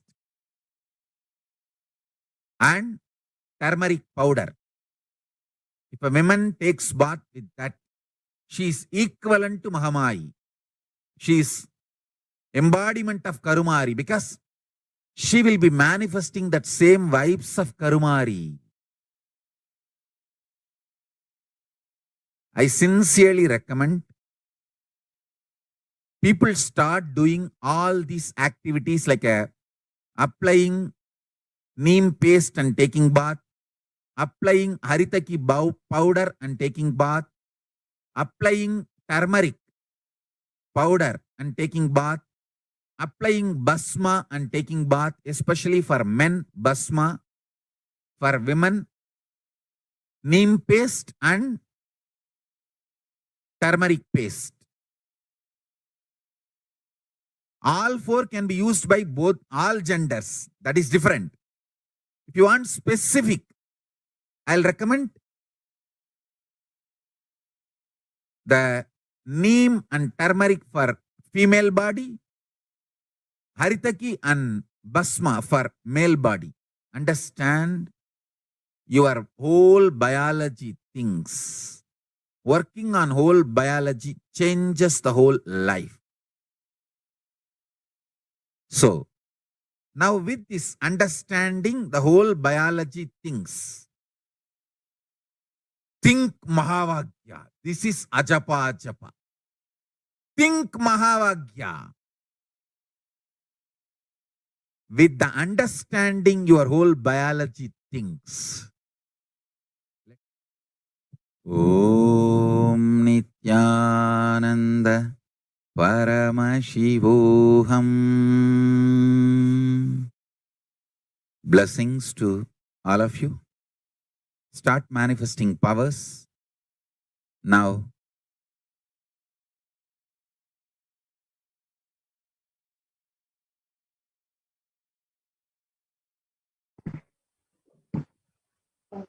There's been extensive research that has been done on turmeric, and the National Center for Biotechnology Information in the US has studied the various health benefits of turmeric, and they found that traditionally turmeric is known for its anti-inflammatory effect, and curcumin, the active agent in turmeric, has been shown in the last 2 decades to be a potent immunomodulator agent that can modulate the activation of T cells, B cells, macrophages, neutrophils, natural killer cells, and dendritic cells. And curcumin can also downregulate the expression of various pro-inflammatory cytokines, including TNF, IL-1, IL-2, IL-6, IL-8, IL-12, and chemokines. And this is most likely done through the inactivation of the transcription factor NF-kappa B.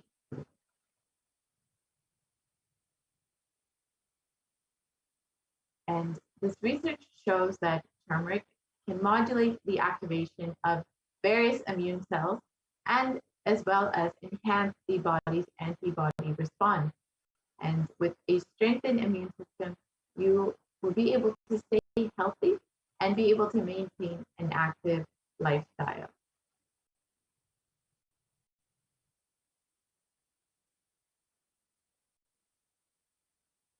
And in India.com, it was also reported that neem can help fight against coronavirus, and it's a very important component of Ayurveda.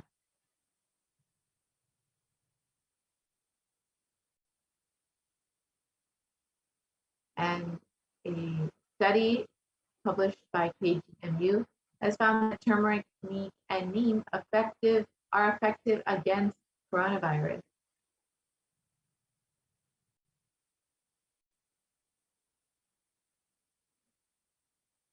The next method is with complete mind, applying banana peel and onion in the peels and going to sleep.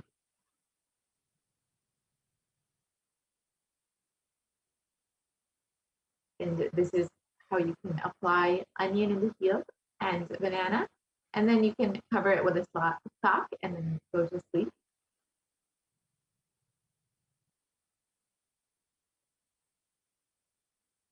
And onion is very well known to be a potent detoxifying agent. And in Medical Daily, it was reported that onions contain a high amount of sulfur compounds, which not only give onions the recognizable smell, but are also powerful detoxifying agents.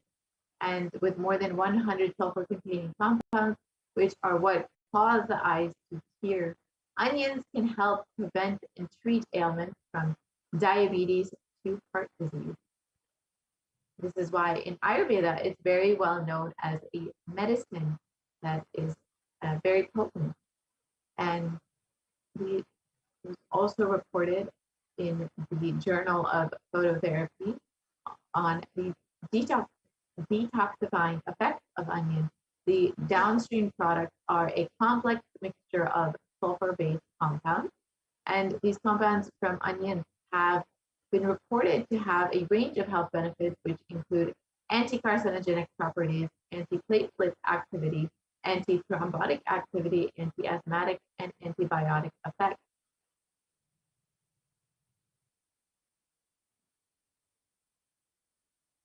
And the next method is being in an unclutched state, filling with eternal bliss. Let us understand these signs of unclutching revealed by the Supreme Concept of Hinduism himself.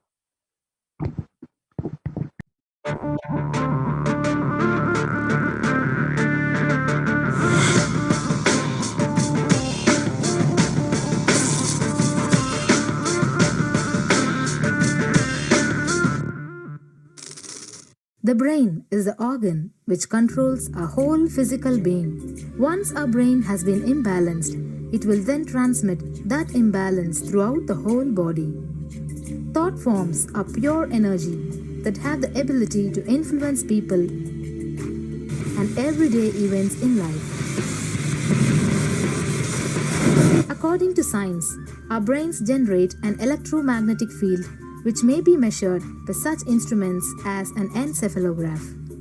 This electromagnetic field is generated by the brain every time we think, and as our mind is never still, we may be compared to perpetual power generators. Fear produces nervous disorders. Anger produces headaches and violence. Confused thoughts produce congestion and ill health. Depression causes cancer, tumors, mental diseases, and lowering of the immune system, causing death through own willpower. Our thoughts generate intricate energy patterns which can be detected by sensitive equipment and seen by clairvoyant individuals. These energy patterns are known as thought forms. Surprisingly, thought forms are shaped by the thoughts themselves. Each of us creates hundreds of thought forms every hour and release them into the environment.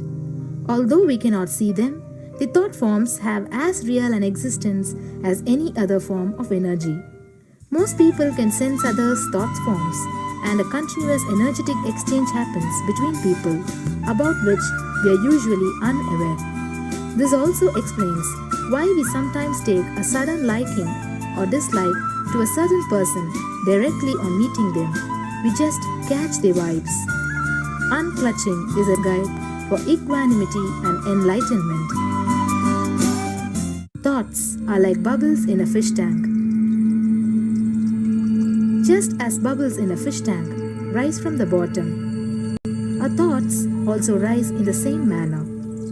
When one bubble comes and reaches the surface of the water, the next bubble starts and the third bubble starts.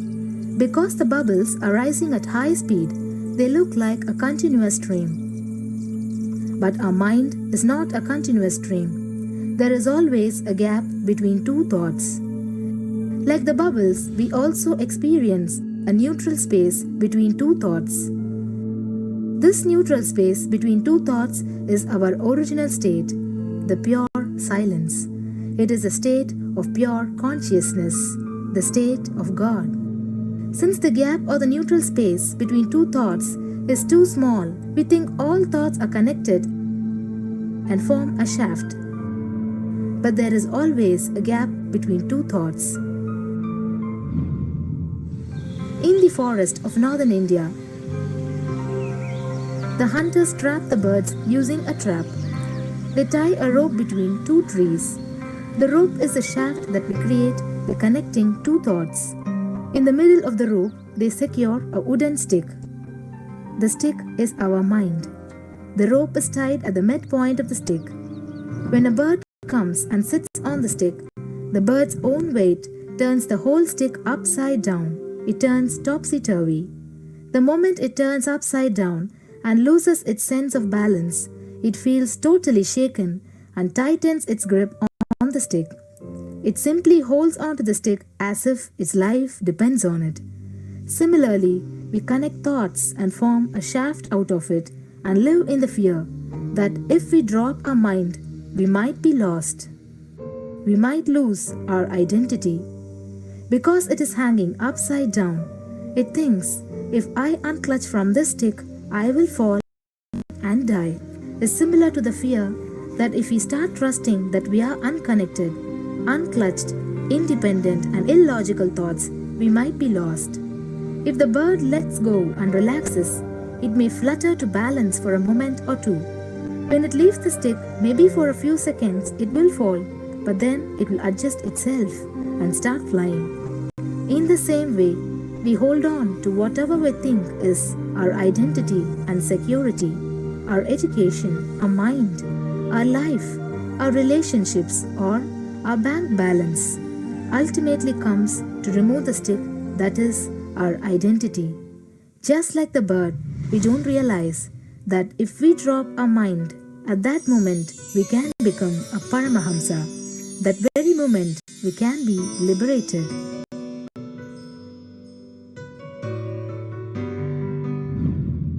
In Mundaka Upanishad, there is a story which explains there is a huge tall tree, and in the tallest branch of the tree, there is a golden bird sitting unclutched from everything in bliss, like Dakshinamurti. In the lower level branch, there is a small bird which jumps from here and there to various branches eating fruits. When it eats a bitter fruit, it feels bad. Whenever she eats the bitter fruit, she sees the bird which is looking above silently like Dakshinamurti and feels why I should not be like that bird. But unfortunately, when the same bird, when it eats tasty fruit, it forgets the bird sitting above it. In the same way, she keeps battling between branches, eating bitter and tasty fruits again and again. One day, as a small bird flies up higher, and as it reaches near the golden bird, it realized that he and she are the same. There is no difference between them both and realizes her original state. The small bird realizes that she also can be in the same state of the golden bird and become a Paramahamsa. This moment, trust yourself. Don't bother about losing your identity. Just trust yourself and let go of your identity. You will immediately become a Paramahamsa and be liberated. All you need to do is to trust that you're unclutched. Dropping the conclusions you can't be transformed is unclutching.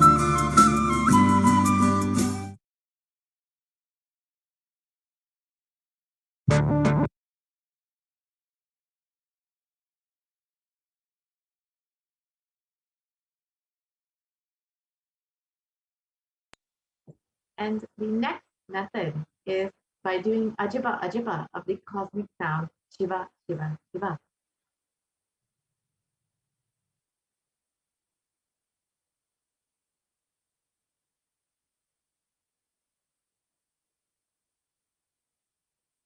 In a study conducted by the US National Library of Medicine on the benefits of chanting has found that doing Ajiba Ajiba chanting has a direct and positive benefit for the physical health as well as the mental well-being. And the study correlates the chanting of Ajiba Ajiba to the vagus nerve stimulation used as a treatment for depression and epilepsy.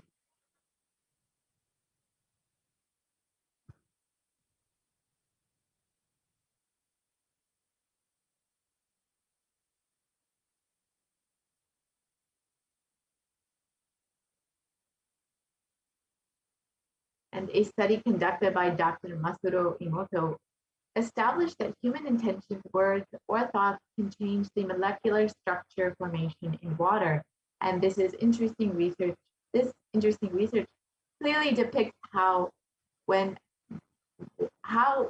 the water is being exposed to positive sound vibrations, the molecular formation in the water changes to a pleasant formation, whereas a negative sound vibration or words can disfigure or distort the water molecule formation.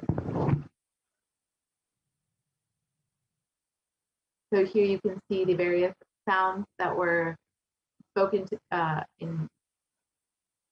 water, and there were two experiments done where one positive sounds or vibrations or words were given to water, so compassion, thank you, wisdom, and they found that the water formed these beautiful crystal snowflake-like structures, and when negative words or sounds were played for the water, like heavy metal music, I will kill you, you fool, and they found that the water had very disfigured, disjointed structures, and it did not form into this beautiful molecular structure when, like what the positive sounds created in the water.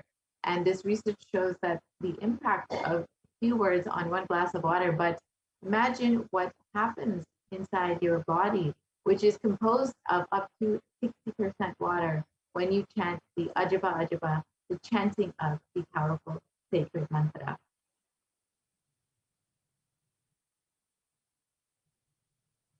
And the last step is being in the state beyond remembrance beyond any remembrance or forgetting in the Arunachala Purana that blossoms as Aham Aham, the Ananda Purana. And these are the 8 methods that Devi Parashakti has revealed in order to protect yourself from Corona by praying to her, connecting with her, and worshiping her through these 8 methods. You will surely be protected from coronavirus. And with this, we will be concluding this portion of the program, and we'll be entering into the next segment where we will understand how we can connect with Devi Parashakti more deeply. And Devi has been continuously guiding us over the last several months. She's even revealed the method for protecting ourselves from coronavirus. So if you are just overflowing with love and gratitude for your divine cosmic mother, you can stay tuned for this segment where we will understand the various offerings that you can make to Devi Parashakti and how you can connect with Devi more deeply.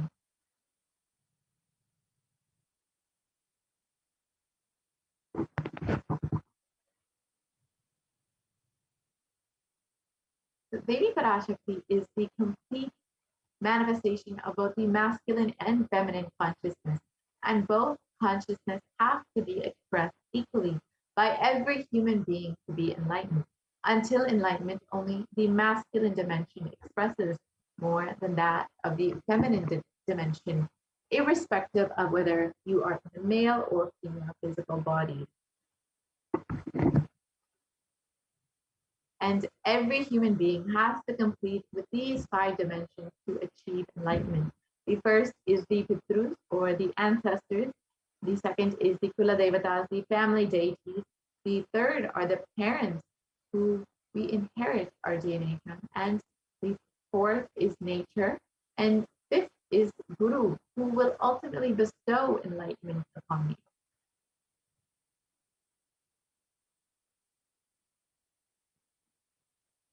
And the incompletions are life negative adharmic cognitions in these 5 dimensions, which lead to misconstrued karana and karya, the cause and effect, which further lead to suffering and pain and calamities in individual, personal, and collective and global levels.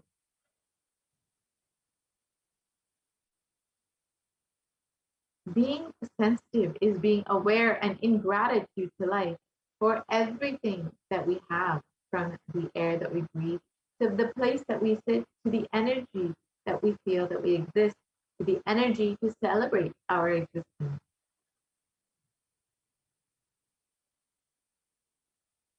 These 43 energies constitute our human body, which, when all 43 are integrated to Dharma, one becomes enlightened.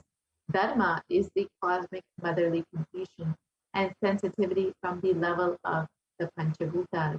And this is the core principle of the cosmos.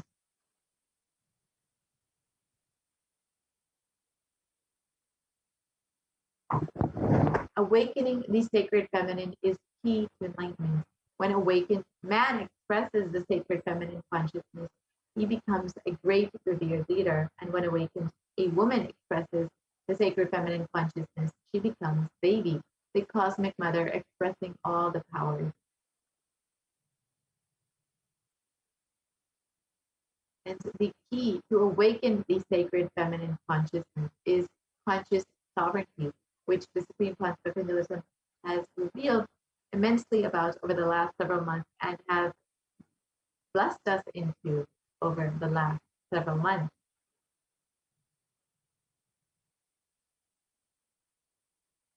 And out of millions of paths, the easiest, sweetest, and most beautiful path to enlightenment is connecting with the cosmos as mother, as Devi Parashakti, the cosmic feminine consciousness.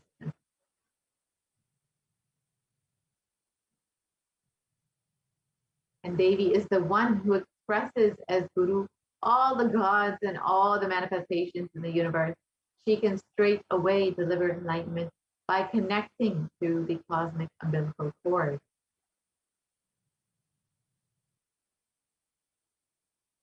And an offering is not done to benefit the divine, but to close our gap with the divine consciousness.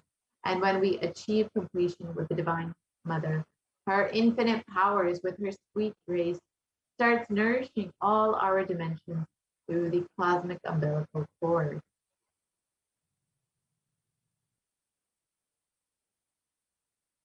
There's nothing too small or too big one can offer to connect with the Divine Mother. It has to be from a space of love, of a child looking at a mother and handing her what it has to share with her out of deep love and gratitude. It can be a cup of milk or a flower, or it can be a precious jewel to adorn her smiling face or her hair.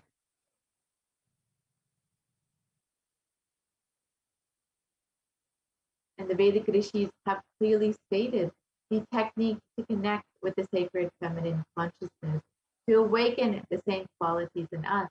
And one can connect with Paramashiva through oneness, but with the divine cosmic mother, it is only by worshiping her feet with devotion.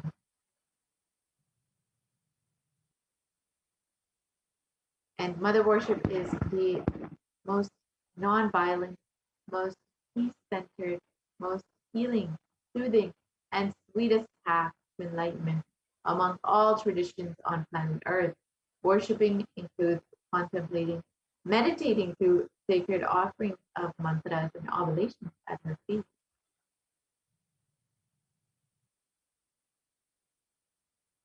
And mother worship, as we have stated, is the sweetest path to enlightenment.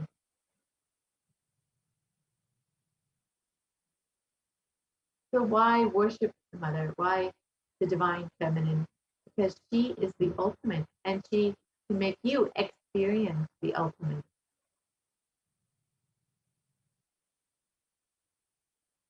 This is the Shastra Pramana for Devi Parashakti.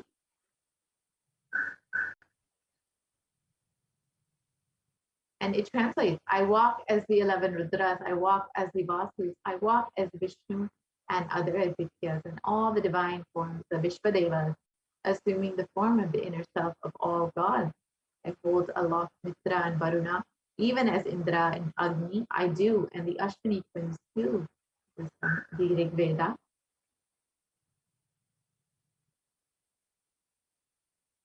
The Ekadasha Rudras, Maharudra, Ashtavasus, Dvadasha Adityas, the Vishvadevata, all of them are my retinue. I move around in my various forms with them as my retinue. I protect all of them, including Mitra, Varuna, Indra, Agni, and the Ashwini Devatas.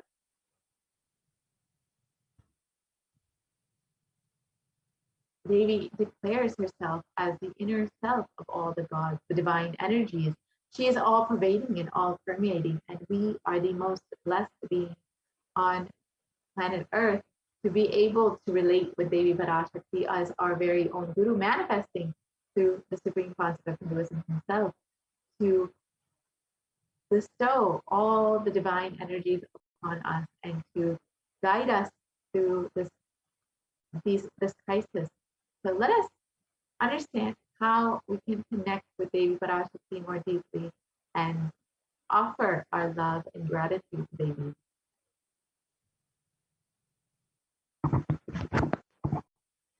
So the very first offering that we have is the E-Hundi offering, which is the general donation, which can be made in any amount. And this is like in any temple that you visit, you may offer a few dollars or how much ever you would like in the Hundi. And you can do the same online through the E-Hundi offering that Kailasa has made available for each and every one of you. And you can just do this with your love and your devotion, just to say thank you, the divine, for happening in your life. And it is stated that Devi is fond of true devotion and is realized through true devotion. She can be won over through true devotion, and she removes all fears.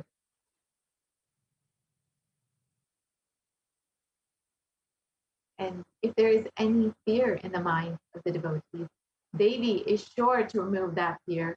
It is stated that Devi likes to be worshipped in autumn, and this is not the autumn, the season, but rather the autumn of our lives, when our thoughts turn more and more inwards and the role of the divine becomes much more known and understood clearly. The need for Devi worship becomes much stronger. And Devi is described as the one who bestows happiness on all her devotees. So you can offer your gratitude and devotion to Devi Parashakti by offering your kanika, and your name shall be chanted during the puja to Devi Parashakti.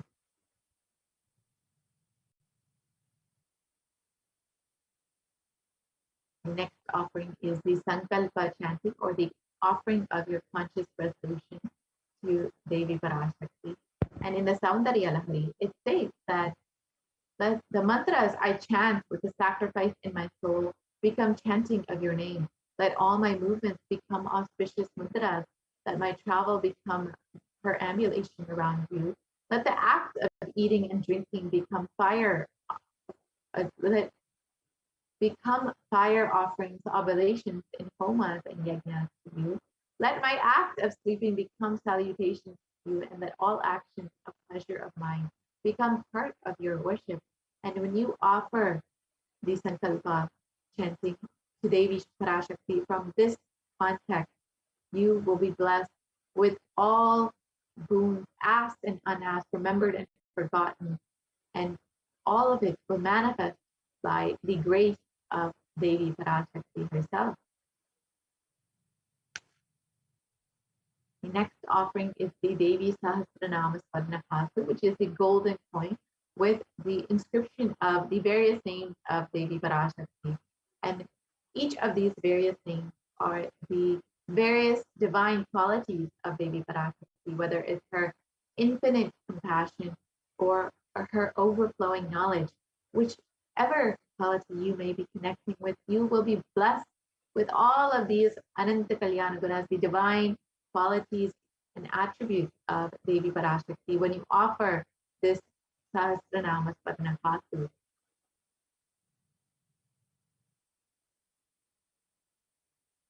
The next offering is the Mukta Anguti, the finger ring with a pearl. And Devi Meenakshi is very well known to be adorned in pearls. And the pearl represents the compassion of Devi. And when you offer this Mukta Anguti, you will be blessed with Devi Parashakti's compassion and protection from all dangers and fears in your life.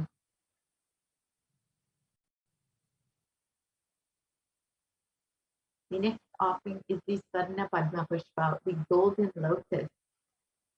And it is stated that Devi is the one who bestows accomplishments and intellect, the one who showers worldly prosperity. And Devi is the one who powers the subtle mantra of the cosmos. I bow to you, O Devi Mahalakshmi. And so when you offer this Swarna Padma Pushpa, you'll be blessed with attracting positive relationships in personal and business dimensions of your life.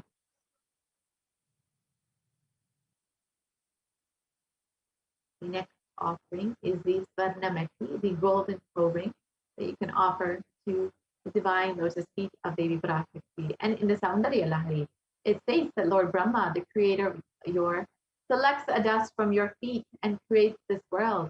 The great Adishesha with his thousands of heads somehow carries a dust from your feet with great effort.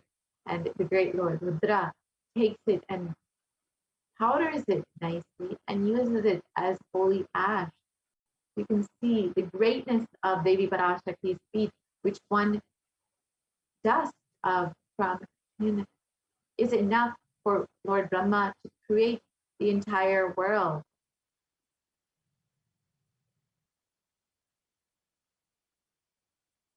You will be blessed with a lifetime of leadership qualities by offering worship to the divine lotus feet of Devi Parashakti.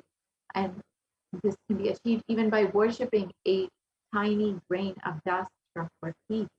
And the Methi is a gold ring that you can offer to adorn the divine lotus feet of Devi Parashakti. The next offering is the Mantika, the gold hairline jewelry, which Devi is described as the one who makes the nectar flow from the Sahasrara, the crown center, to the Anya, the third eye, and permeates all our 72,000 nadis, the energy centers, to give us the ultimate experience of the cosmos. So when you offer this Mantika, the gold hairline jewelry, you will be blessed with your Sahasrara overflowing with the bliss energy and be blessed to have an enlightened lifestyle.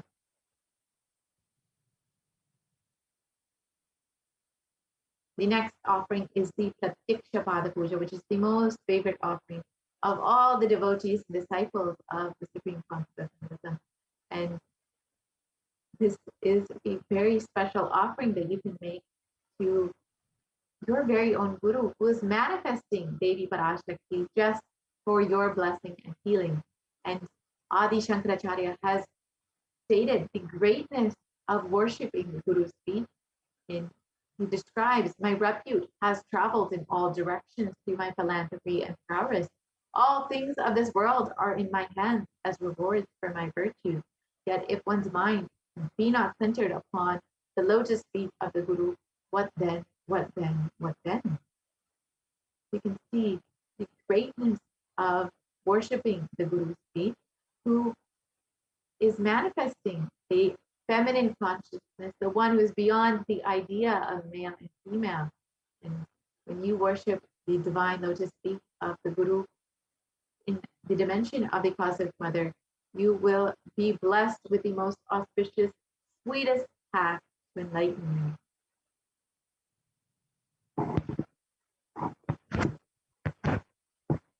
And the next offering is the Vastra Seva, which is the offering of clothes to Guru, the dimension of the Cosmic Mother.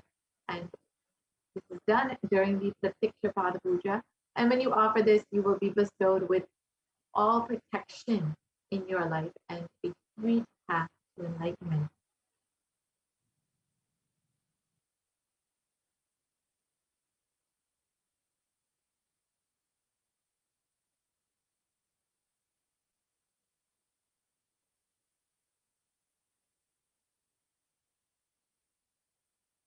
And here is the list of all the various offerings.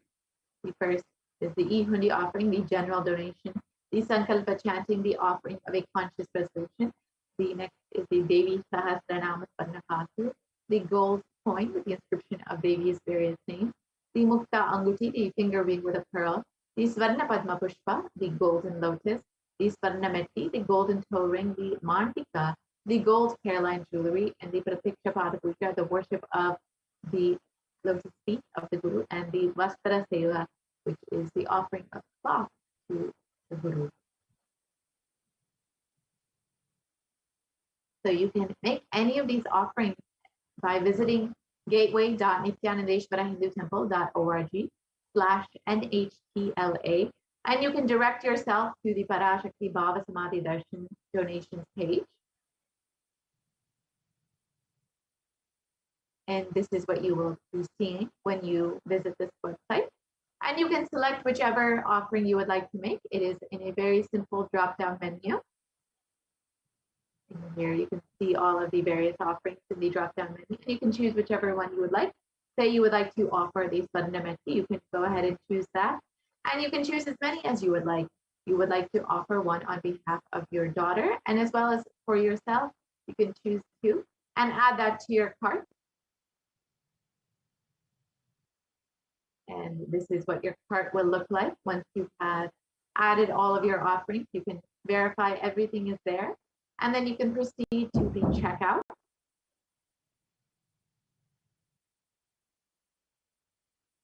And then once you proceed to checkout, you can fill out all of your billing details like you would for any other online payment. It's a very simple process. And you can fill out your order details. And once this is done, you can go ahead and place your order and offer your seva to Devi Parashakti. After that, you can also go ahead and become a member of Kailasa's SEPT Nithyananda page. This is also a very simple process. You can just go to YouTube and visit Kailasa's SEPT Nithyananda page, and you can click the join button on this page. And once you have clicked that, you will be directed to this window where you can choose which level of e-Kailashian or member you would like to be. And you can choose between the bronze, silver, gold, platinum, and premium levels.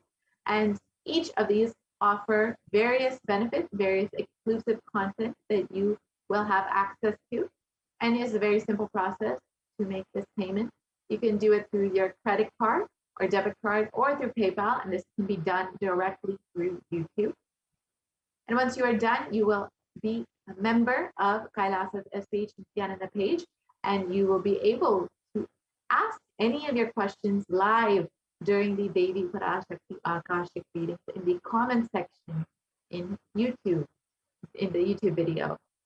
And if you do not see this join button, as was shown earlier, it means you are already a member and you will already have access to all of this exclusive content. So once you are done with that, you will be a member and you will have all of the various benefits of becoming a member of the Kailasa's SEPT Nithyananda page.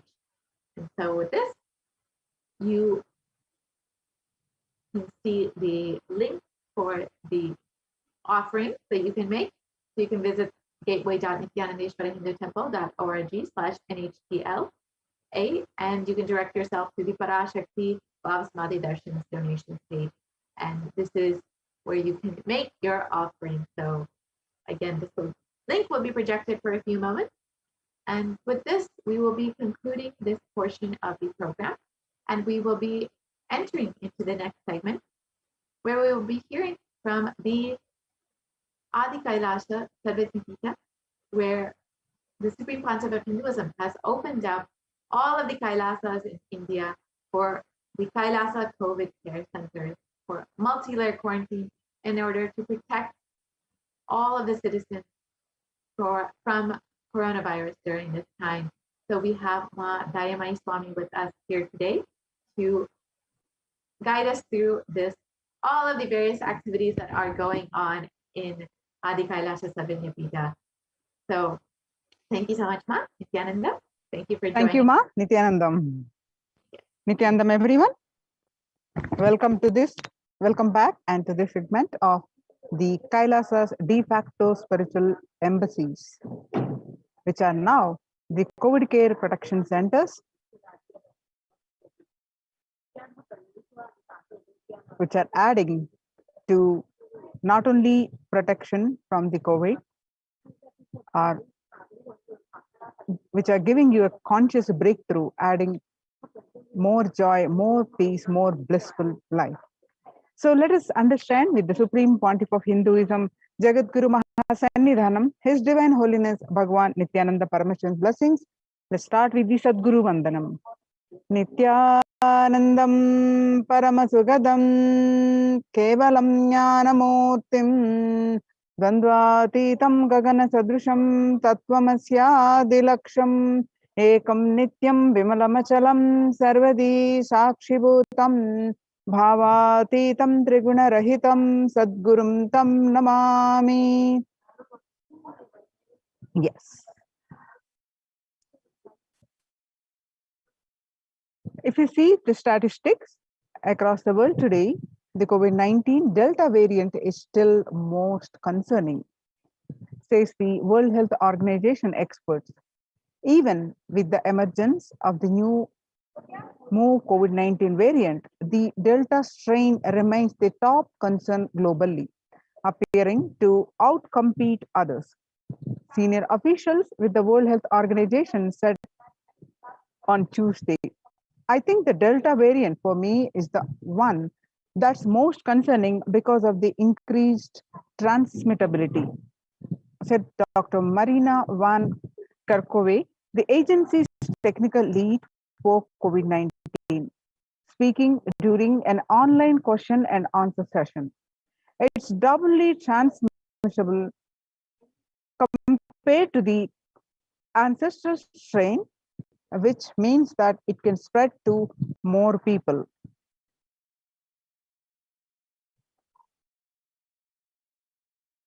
According to the World Economic Forum, the reports, the COVID-19 made the world less peaceful. COVID-19 variant incidences and fatalities, January 2020 to April 2021. You can see the violent incidences related to the pandemic peaked in April 2020. The prevalence of depression and anxiety remains high among younger adults in France. Younger adults are more likely to report symptoms of anxiety and or depressive disorders during the COVID-19 pandemic.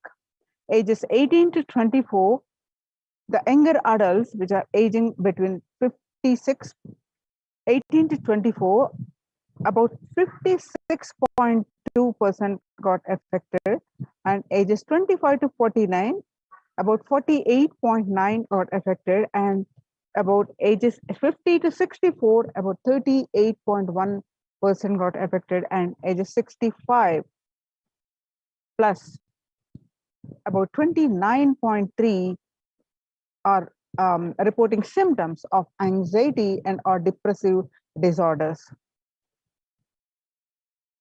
And what it was from January to June, a 6-month period, the average share of adults reporting symptoms of anxiety disorder and or depressive disorder, the 6 months period in the year of 2019 was 11%, but now in just 1 month, in January 2021, it spiked up to 41%. And the set of result which shows the younger adults are more affected the anxiety and depressive disorder during the pandemic. The stress in America in 2020, a national mental health crisis, COVID-19 is a significant stressor for most Americans. Nearly 8 in 10, which is 78%, say the coronavirus pandemic is a significant source of stress in their life. Nearly 7 in 10, which is 67%, say they have experienced increased stress over the course of the pandemic. COVID-19 could exacerbate the doctor's existing mental health burden.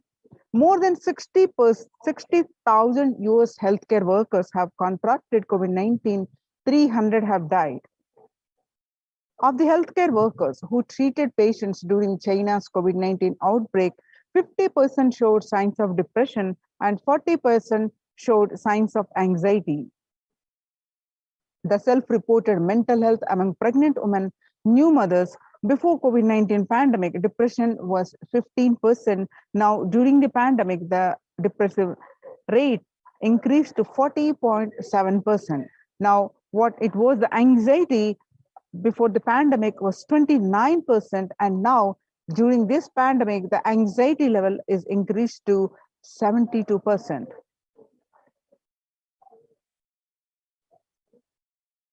Living under stay-at-home orders, 8 in 10 students are struggling with focus on school or work and avoiding distractions. Students are interacting most with parents during COVID-19 physical distancing, and parents can support students simply spending time with them, ranked much higher than talking about COVID-19 news. For college students, mental wellness, virtual face-to-face time.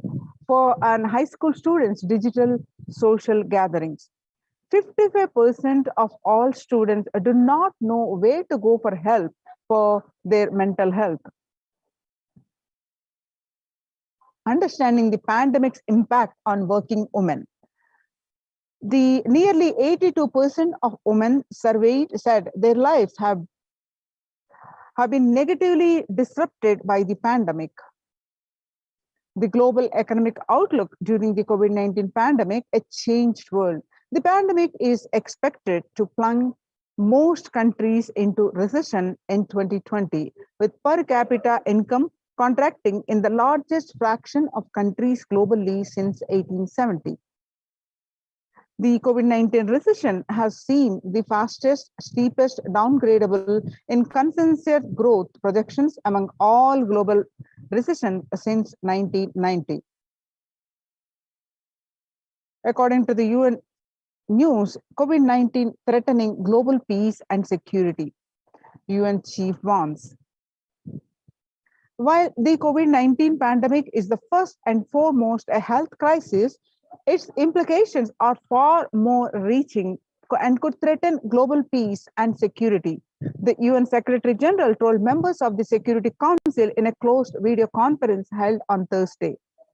But the pandemic also poses a significant threat to the maintenance of international peace and security, potentially leading to an increase in the social unrest and violence that would greatly undermine our ability to fight the disease. He warned, later stating that the Council's engagement will be critical to mitigate these implications. COVID-19 profoundly affecting peace across the globe, says the Secretary General in address to Security Council. The COVID-19 pandemic is profoundly affecting peace and security across globe. Secretary General Antonio Guterres told the Secretary Council in its 2nd July 2021 video conference debate, pressing the chamber to use its collective influence to protect the millions of people affected by conflict and already facing acute vulnerabilities. Addressing the 15-member organ on the impact of COVID-19 on international peace and security, Mr. Guterres said the health pandemic is fast becoming a protection crisis. Collective security and our shared well-being are under assault on many fronts.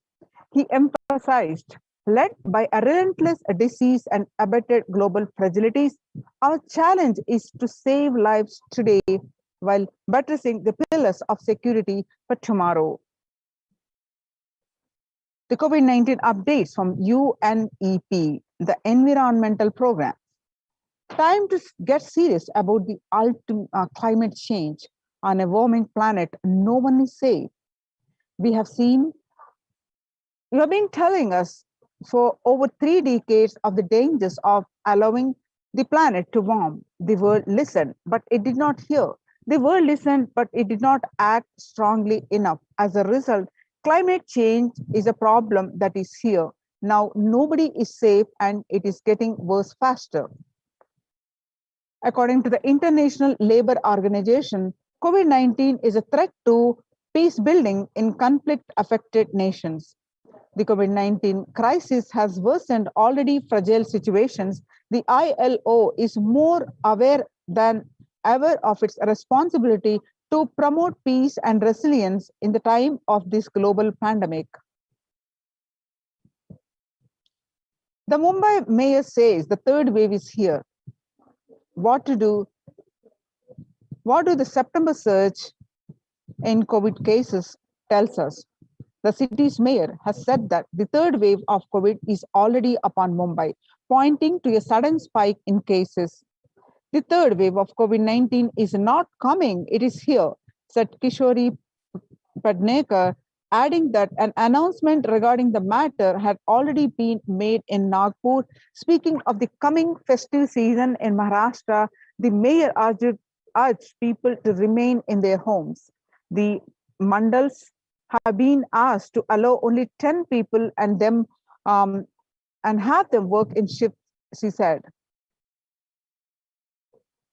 The breakthrough infections found in 25% health staff study. A little over 25% of healthcare workers were infected with coronavirus despite getting fully vaccinated. A recent study has revealed, giving an insight on the breakthrough infections due to the Delta variant. The study, jointly conducted by the Institute of Genomics and Integrative Biology and Maximum Hospitals in Delhi NCR, found that vaccination breakthroughs were far more common during the Delta outbreak in Delhi than previously reported. The new COVID-19 variant, Mu, shows signs of vaccine resistance. All you need to know, a new coronavirus strain known as Mu, which was first identified in Colombia in January, has been designated a variant of interest by the World Health Organization. After being detected in Colombia, Mu, known scientifically as B.1.621, has since been reported in other South American countries and in Europe. The Mu variant has a constellation of mutations that indicate potential properties of immune escape. The General Health Body said Tuesday in its weekly pandemic bulletin. The new strain of COVID-19 detected in 6 countries, Power Breakfast, CNBC TV 18.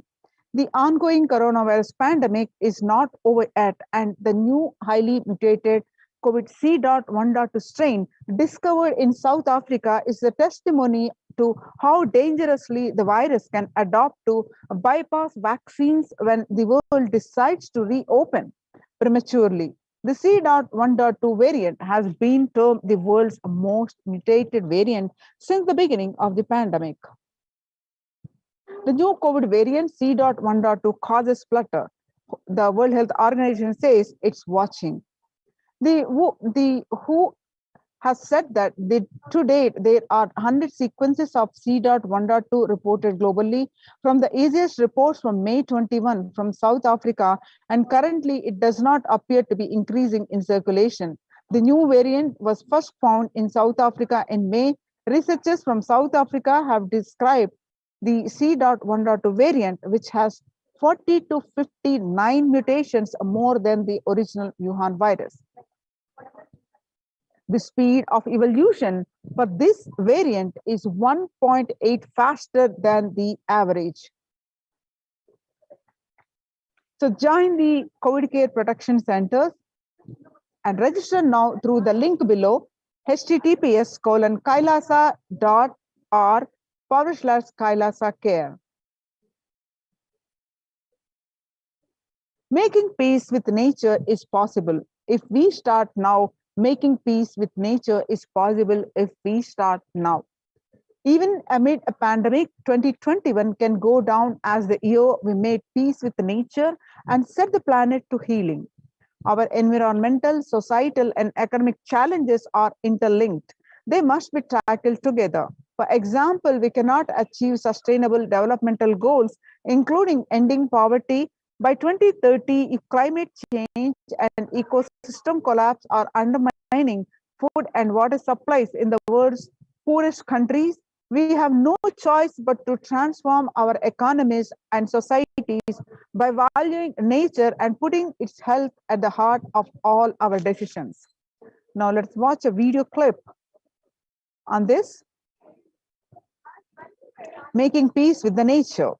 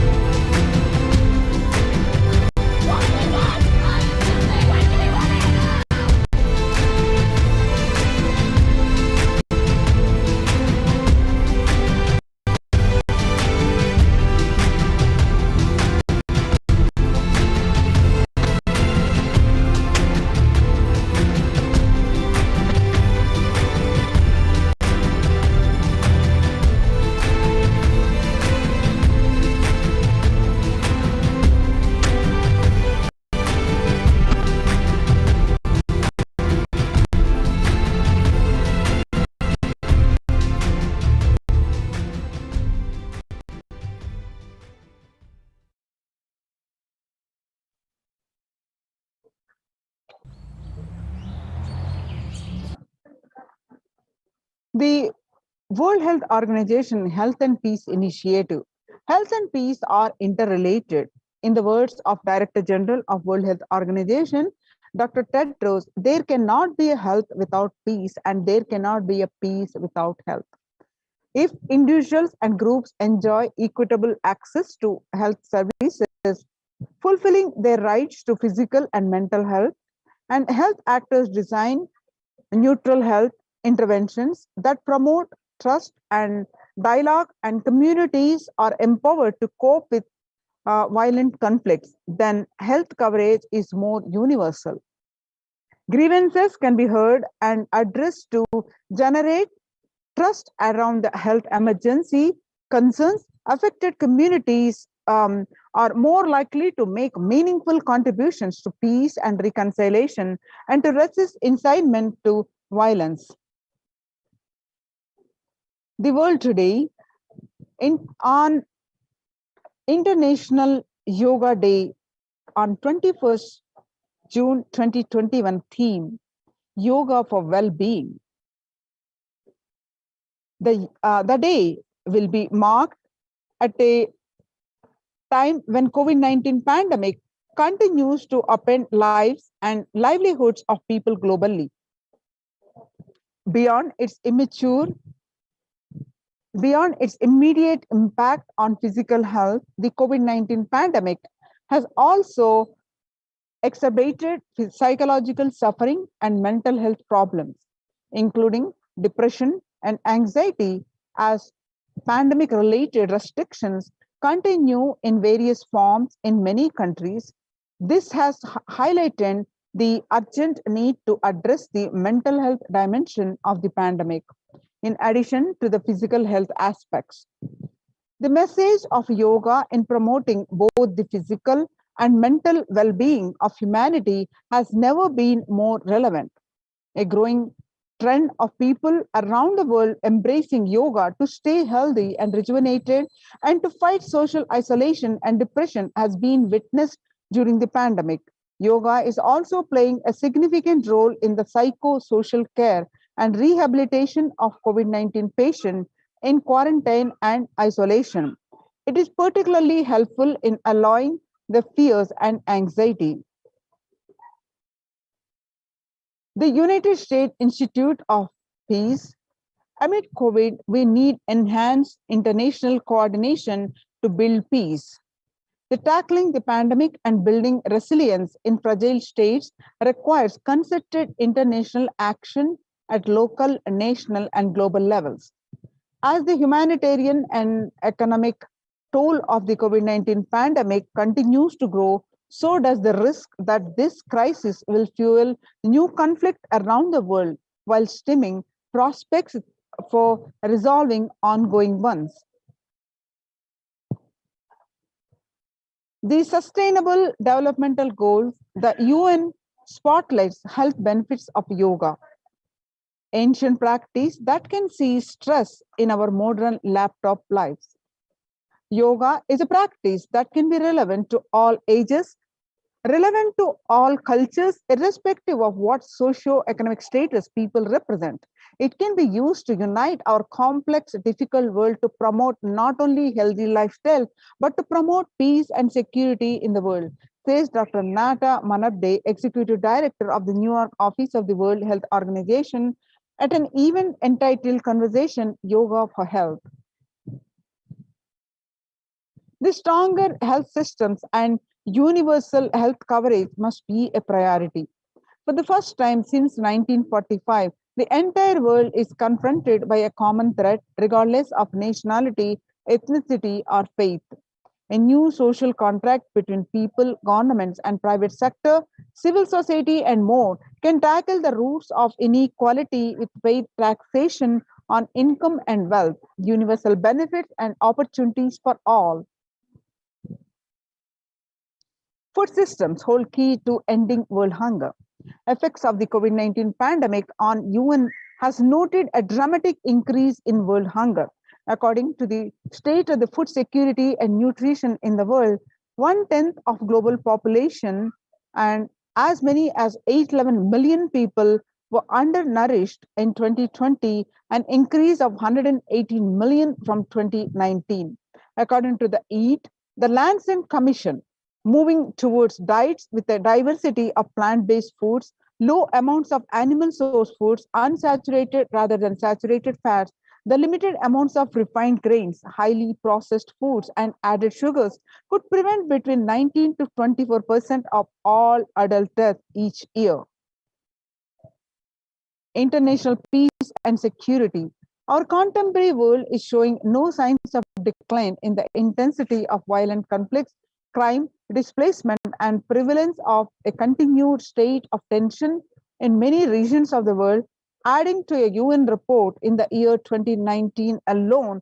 About 55% of 358 political conflicts worldwide involve the use of violence.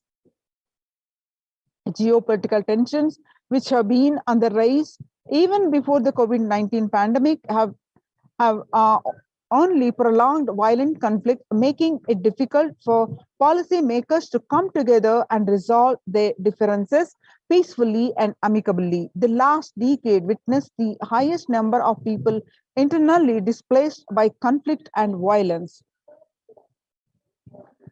The international peace and security, the Vedic tradition beautifully describes Yastu sarvani bhutani atmani ivanu pashyati sarva bhuteshu chatmanam tatona vijugupshate. Isha Upanishad verse 6. The inner peace leads to world peace. Now let us see the contributions of the Supreme Pontiff of Hinduism to the world peace. The Supreme Pontiff of Hinduism always says the self-transformation secret to achieve global peace.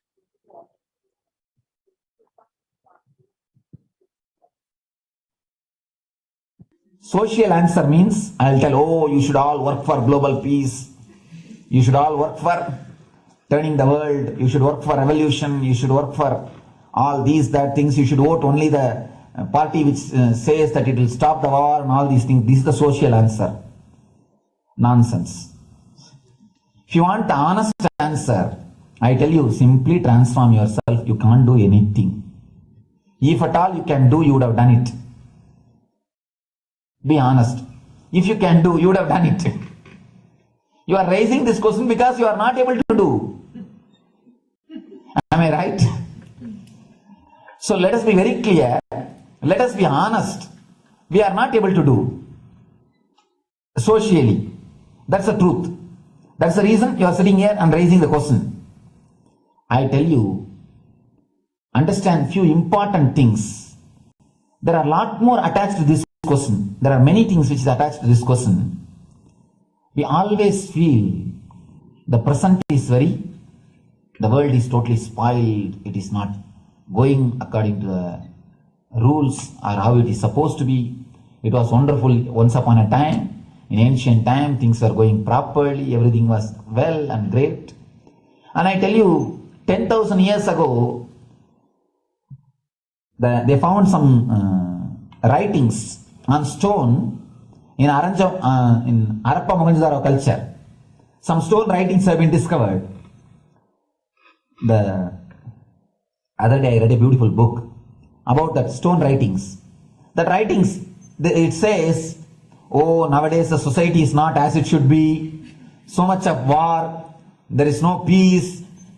In the early times, there was so much of peace. Society was really great. Things were as it should be. And it almost looks like a today newspaper editorial. 10,000 years ago, the same thing carved on a stone. Then understand, there was no such time as only good prevailed. It is just a fantasy. Hinduism, they call it Satya Yuga, the age of truth. There was a time only truth prevailed. And every religion, Christianity, they say the Garden of Adam and Eve. There was a time everything was wonderful. Every religion has got the fantasy. The past was great. There was golden past. Always the idea of golden past exists only in the past. The more you go back, again you say the past was great. And I tell you one thing, it is a wonderful way of postponing accepting the reality. Otherwise, I can be sure the world was same as it is today. Whether it is 5,000 years ago or 10,000 years ago. Maybe one thing, there was no CNN channel that time. So the news did not reach you so quickly. That's all. The news did not reach you so quickly. That may be the only difference. But otherwise I can be sure the good and the bad was equal. Good and the bad was equal. The same amount of wars were there. All the other things were there. You read the Puranas, the mythological stories of India, you see enough of things. Enough of dirty things. I think sometimes I find little more. And if you read completely the Puranas or the Hindu scriptures, there are a lot of things much worse than modern day. The criminal activities or bad things or negative things, whatever you say, all this stuff. And never think only present day is corrupted or violent. In the ancient days also, all these things were there. Only one thing was not there, the CNN news or the internet. So the news did not reach you. But otherwise I can tell you, enough the good and bad was there. It always will exist. It will exist. All you can do is, if you awaken yourself, if you reach the enlightenment state, you can go beyond it. And I tell you, enlightenment is the only service you can do to the society. Just become enlightened so that you will reduce the negativity. Now, as of now, you are also the part of negative group. Naturally, we will be a negative group. As long as we are unenlightened, we will be the part of collective negative consciousness. So if you become enlightened, at least you will reduce your weight. That's the only thing we can do. Nothing else can be done. So all I request you to do is just become enlightened. Realize that you are a lion. That's the only way to help yourself and the society. Otherwise, all revolutions, you see, all revolution again end up as one more tradition. In last 2000 years, 3000 wars have happened in the humanity. In 2000 years, 3000 wars. Human beings have not done anything except doing wars, except fighting. Everybody claims he wants to do revolution. He wants to spread peace. You see, every country claims their army is a defensive army. Then who is offending? Tell me. Every country says defensive army. Then who is offending? These are all just, games. The idea of peace is a pure game. Everybody wants to spread the peace according to them, not according to the other person. They want peace according to them. The other day I was in one interreligious gathering. One guy is preaching, let all of you convert to my religion so that we will not have fight. He wants peace the way in which he wanted, not the way in which. And there's a beautiful saying, the sword of Muhammad, it is written, peace alone should survive, something like that. He has written some statement about the peace on the sword.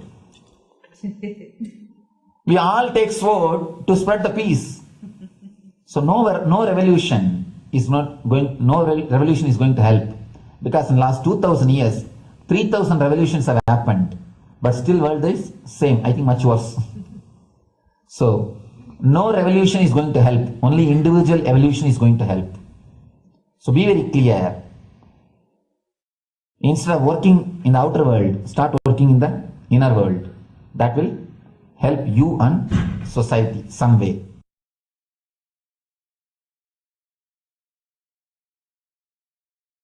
Social answer means, I'll tell, oh, you should all work for global.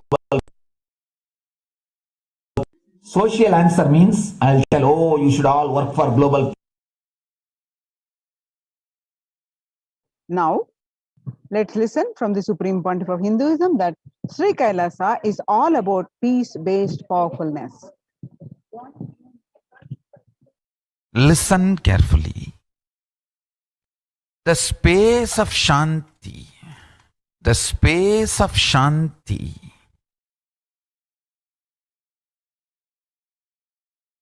is where Kailasa grows. Listen carefully. It is in the deep powerfulness of peace, or peace-centered powerfulness is the ground, breeding ground for Paramashivatva to manifest. Please understand. Like how pure mirror reflects everything, pure Shanti-based Shakti, peace-based powerfulness reflects Paramashiva. Paramashiva manifests in peace-based powerfulness. Please understand. Neither violence nor powerlessness. Powerlessness is weakness. Violence is abusive. Peace-centered powerfulness. Powerfulness-centered peace.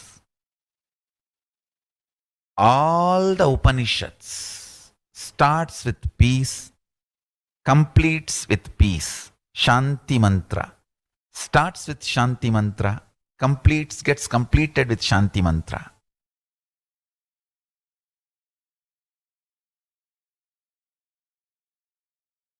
Peace-based powerfulness is a fundamental requirement for Paramashivatva to manifest. That is why people who don't want us to manifest Paramashivatva or power manifestation do not want to allow the peace in our life, or do not want peace in our campus. Understand?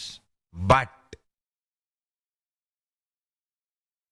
only if you are peaceful, which cannot be shaken even by the demons and devils and rakshasas, we can be in eternal peace.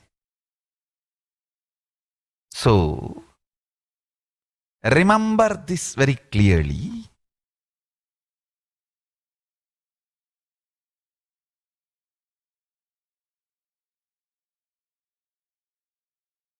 Peace alters the very DNA structure, genetic structure, the core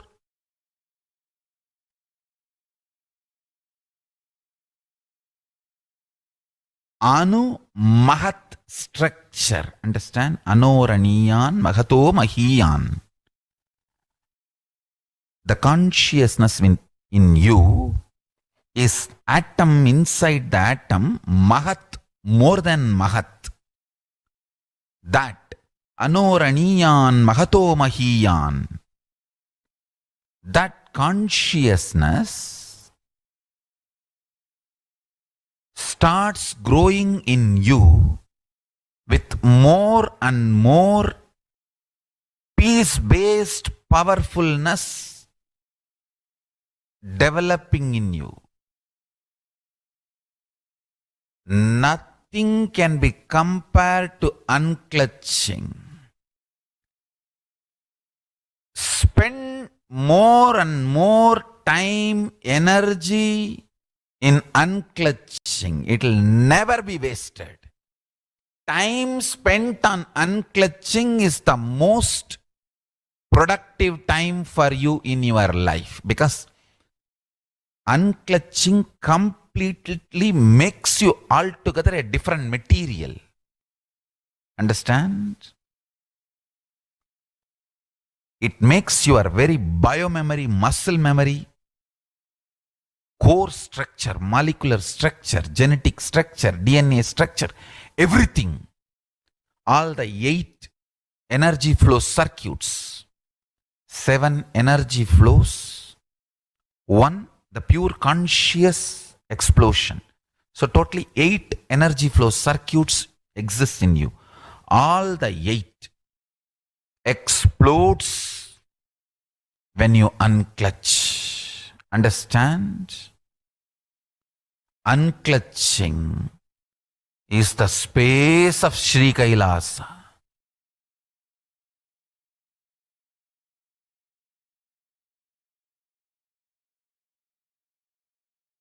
Listen. Now, let us listen from Supreme Pontiff of Hinduism that every prayer in Hinduism ends with peace and begins with peace.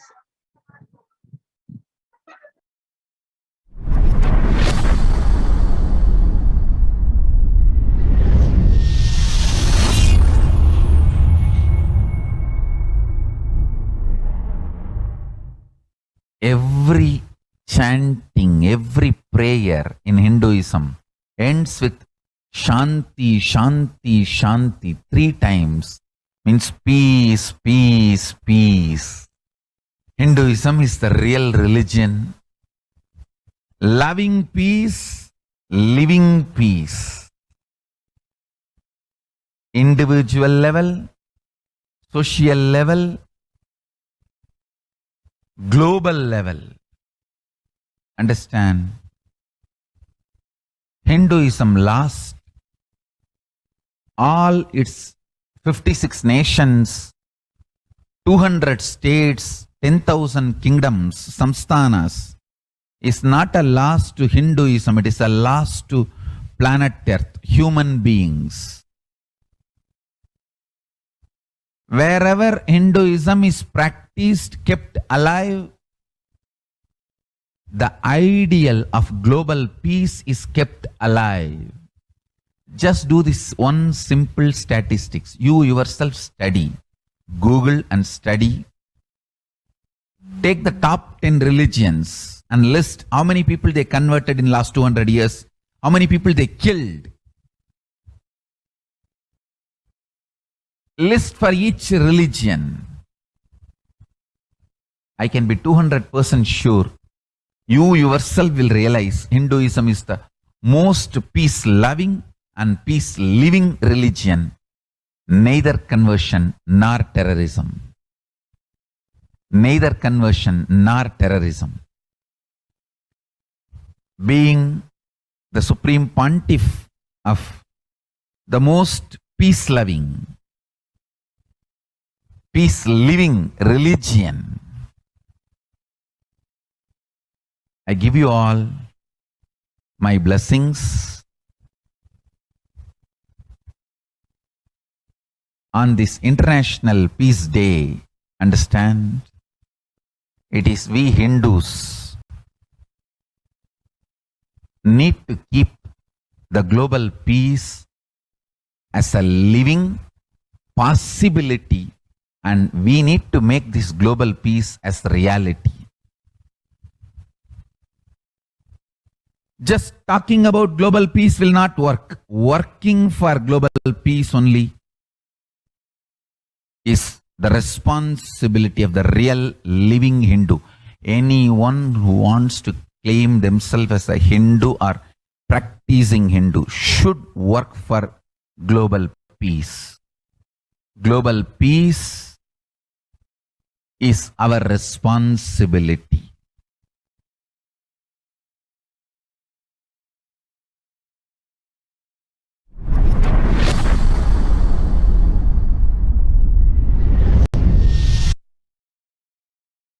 Now, the Supreme Pontiff of Hinduism says Hindus have the responsibility to bring global peace.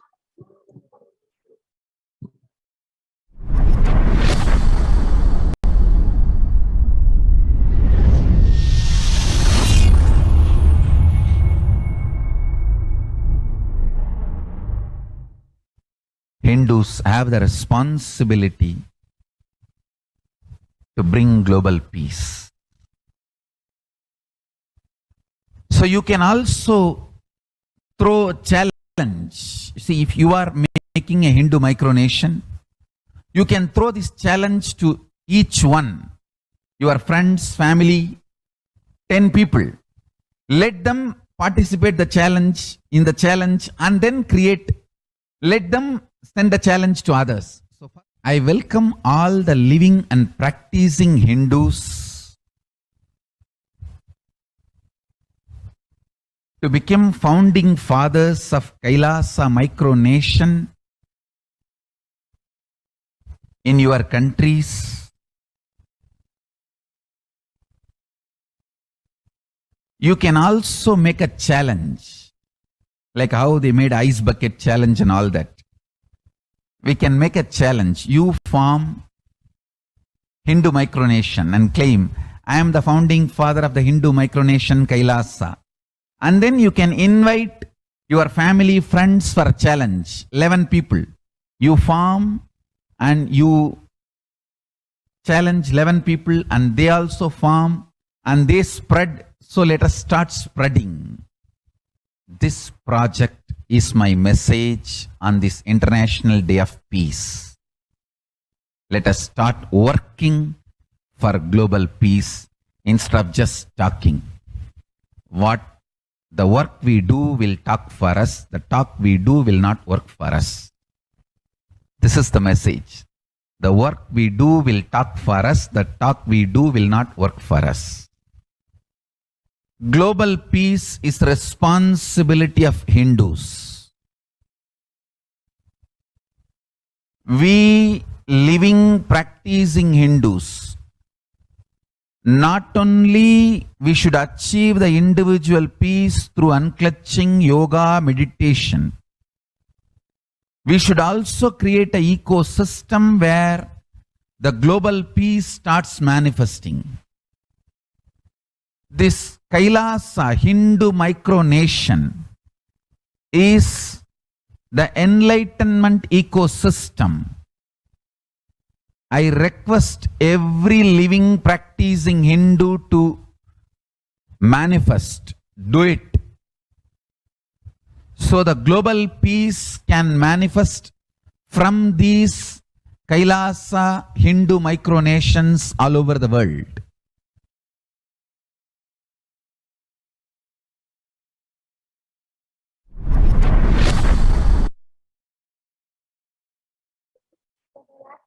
The Kailasa's mission of global peace and superconsciousness breakthrough. The Supreme Pontiff of Hinduism is the founder and spiritual head of Kailasa, the revival of the ancient enlightened Hindu civilization nation, which is being revived by displaced Hindus from around the world. The sovereign order of Kailasa, led by the Supreme Pontiff of Hinduism and Nithyananda order of monks, nuns, and Hindu diaspora, are working for global peace and to give a super consciousness breakthrough to humanity. It is the Supreme Pontiff of Hinduism's mission to recreate a conscious world where the global issues at the climate, economic, social, health, and humanitarian levels cease to exist from their very root, turning the problems of poverty, hunger, violence, discrimination into powerful living through the experience of oneness. The Supreme Pontiff of Hinduism has been working from the very grassroots level to usher in an era of peace at all levels, individual, societal, national, and global. His deep insights into the workings of the human mind-body emotions have enabled him to powerfully and directly address various social and emotional problems facing humanity today. The life solutions based on the ancient Hindu tradition, the meditation and yoga techniques from the scriptures, the cognitions rooted in the highest truths, the lifestyle based on the living and radiating the higher values of life and powerful way of living and realizing one's ultimate potential form the foundation of the Supreme Pontiff of Hinduism's teachings, which by their inherent nature provide the foundation for peace on planet Earth. In a short period of public life, he has contributed to humanity in the areas of meditation, healing, health and wellness, yoga, medicine, education, lifestyle, and science and technology. The Supreme Pontiff of Hinduism has been working on creating and teaching people. One, significance of peace and how to achieve it. Second, working for higher consciousness, life and lifestyle, and reducing collective negativity in thought, words, and actions. living in oneness, peaceful coexistence with humanity and nature. Fifth, manifesting superhuman powers for a better quality of life.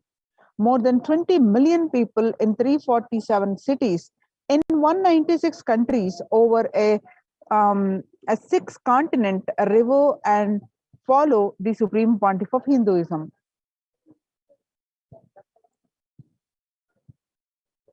The Supreme Pontiff of Hinduism launched the Minutes for Peace initiative, which aimed to reduce crime globally by conducting mass meditations around the world in parallel. In 2014, just after 2 years of launching the program, it crossed over 1 billion minutes of meditation. Scientific studies have shown a reduced crime rate after participation in the meditation and completion techniques. In 1976, it was found that when 1% of community practiced meditation pujas, the crime rate was reduced by 16% on average. The current tally in the Minutes for Peace website is more than 4.3 billion cumulative minutes of meditation logged. Include all the events, programs, and festivals where people have gathered in large numbers and participated in meditations and rituals. The total count comes out to be a staggering 409 billion minutes for peace so far. Kailasa's Minutes for Peace, you can see the pictures here. The about 5,000 devotees gathered and participated in a 45-day meditation program called Shuddhatvaitam. Kailasa's mission of global peace and super consciousness breakthrough. The Supreme Pontiff of Hinduism has hosted Kumbh Mela, United States of America, in Los Angeles since 2007. Nithyananda Sangha is entrusted as the only organization to host Kumbh Mela outside India by the Akhila Bharatiya Akhada Parishad. In September 2006, the Supreme Pontiff of Hinduism organized the first confluence for the world peace to honor the memory of those who lost their lives saving others on September 11, 2001 at Irvine, California, USA. The second confluence for peace was held in Los Angeles in 2007 in collaboration with Vedanta Society, BAPS, ISKCON, Siddha Yoga, and other organizations. The Kumbh Mela festival spread fast to other countries, including Australia, Canada, etc. Kailasa's mission of global peace and super consciousness breakthrough. In 2009, the Supreme Pontiff of Hinduism organized a month-long peace walk covering 1,000 kilometers and 1,000 villages to bring together in harmony from all walks of life, to promote feeling connection and oneness among people. During the walk, health camps were conducted in villages along its path. His Holiness, the Supreme Pontiff of Hinduism, has conducted large-scale collective meditations on September 21st, International Peace Day, to raise the collective consciousness and awareness of peace. As part of the Kailasa's mission of global peace and super consciousness breakthrough, Supreme Pontiff of Hinduism has initiated thousands of sannyasis. And sannyas is our social responsibility. Let us save Hinduism and humanity. The Supreme Pontiff of Hinduism has revitalized the monastic tradition of sannyas by initiating hundreds of people into the Nithyananda monastic order. The all-renouncing monks contribute the best things to human civilization, living their life with the cognition that life is for others. These monks and nuns act as harbingers of peace and empowerment for the human society distraught with violence, depression, and other forms of life negativity. The Supreme Pontiff of Hinduism revived the ancient practice of embarking on pilgrimages. The Supreme Pontiff of Hinduism has also revived the ancient practice of embarking on pilgrimages, the spiritual journeys, taking spiritual aspirant to high energy sacred spots such as the Himalayas, Kailasa, Varanasi, Angkor Wat, which is in Cambodia, and various powerful temples of India. Even though prevalent in India, this practice is rapidly losing its original context, turning into a recreational family vacation. Reviving the original spiritual context, the Supreme Pontiff of Hinduism has made it possible for modern day human beings to benefit from the spiritual energy present of these centers and accelerate their journey of spiritual evolution, hence ensuring individual and collective peace as a natural consequence.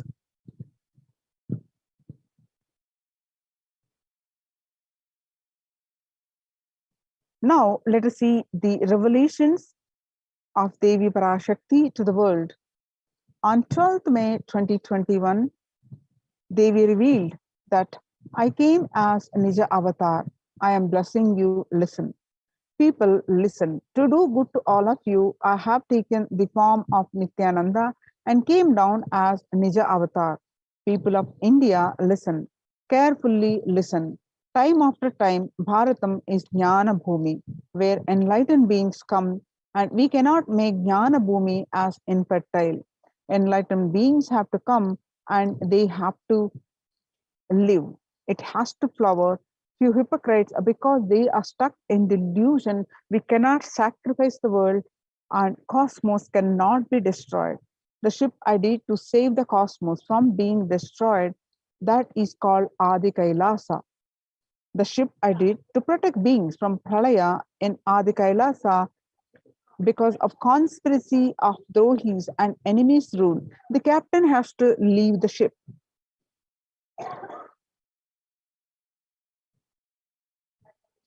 On 12th May 2021, Devi continued to reveal that before 12 years, knowing the great deluge that is going to happen, all Aushadas, by this Guru Purnima, that Jnana Rasavadam, Navapashana, is going to flower, allow people to come and take dip in Navapashana flower. People, whoever comes and dip in Vaidya Sarovar, they will not have death, they will not have corona. Crores and crores of people will come in line, and every day they will come and dip in Ananda Lingam. On 13th May 2021, Devi revealed that, listen well to my words. For India, I made ship as protection. Nithyananda Navapashana Lingam in Vaidya Sarovar. Go to Adi Kailasa, O Indians, listen. All those regretting losing the Nithyananda Nija Avatara without confusion and without talking just as lip service, go to Adi Kailasa. On 13th May 2021, Devi continued to reveal that crores of people will come there looking for health, Navapashana water feast and medicine, to get health and protection and enlightenment. To protect India from the great destruction, I, Parashakti, made this huge ship. Even if captain is not there, ship is there. On 14th May 2021, Devi revealed that whoever comes to Adi Kailasa and does the good work of saving people from deadly corona, I myself will do all their life's work. This is a commitment Paramashakti is giving you all. Parameshwari, I will do what I say. On 19th May 2021, Devi revealed that to save people from corona, I have set up a huge ship, Ananda Sarovar, Vaidya Sarovar, and Ananda Lingam. I have made it in Adi Kailasa.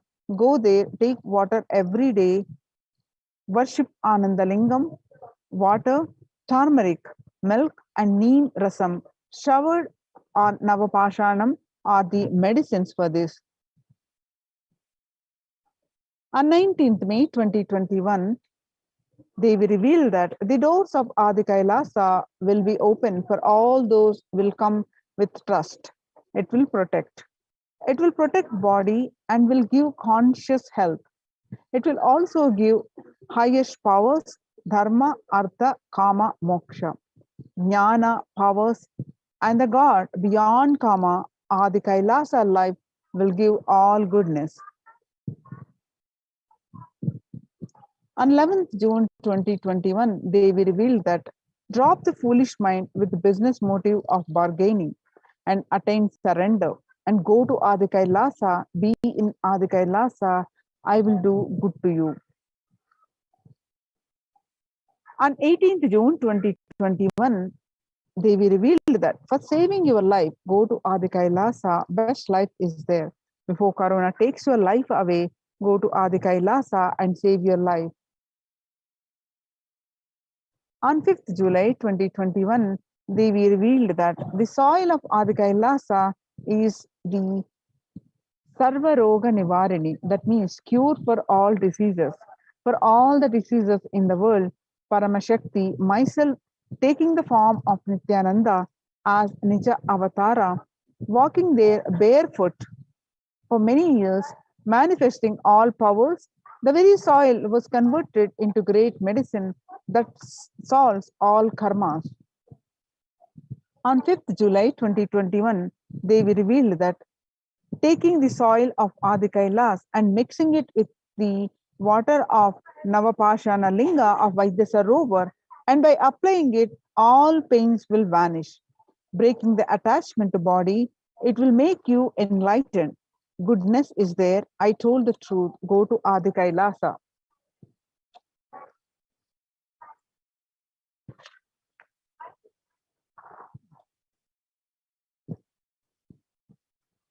When the first world countries closed their borders during a massive global emergency, Kailasa has opened its doors to all without exception. Now, the various COVID care centers open across India are Adi Kailasa, Enbadi, Bangalore, Salem Adhinam, Tirunamalai, Rajapalam, Puduvai, Pattanam, Srirangapadi, Sripuram, Madurai, Avatipalam, Hosur, and Baroda, mainly in Tamil Nadu, Hyderabad, and Gujarat and Pondicherry.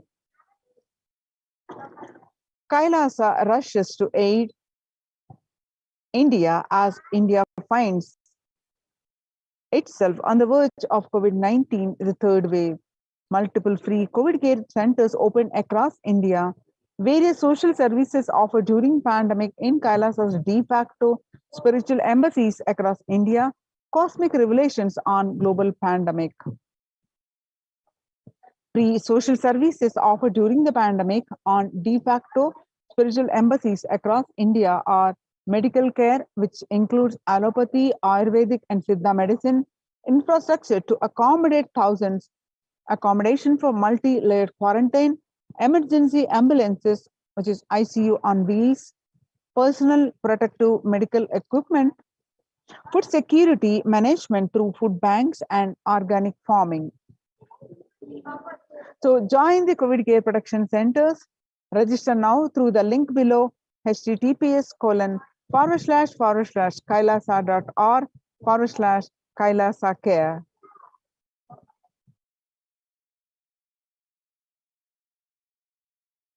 The link again, registration link to join the COVID care protection centers, https://kailasa.org/Kailasa care.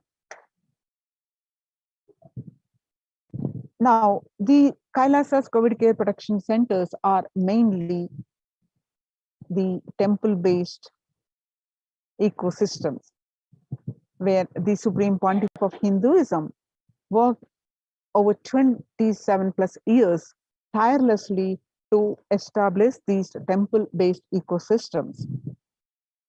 And these temple-based ecosystems not only add to everyone to joy, peace, and bliss, and also the super consciousness breakthrough. And these Kailasa's de facto spiritual embassies are now COVID care protection centers. Now let us understand the basics of why temple-based ecosystems. What is the temple sciences?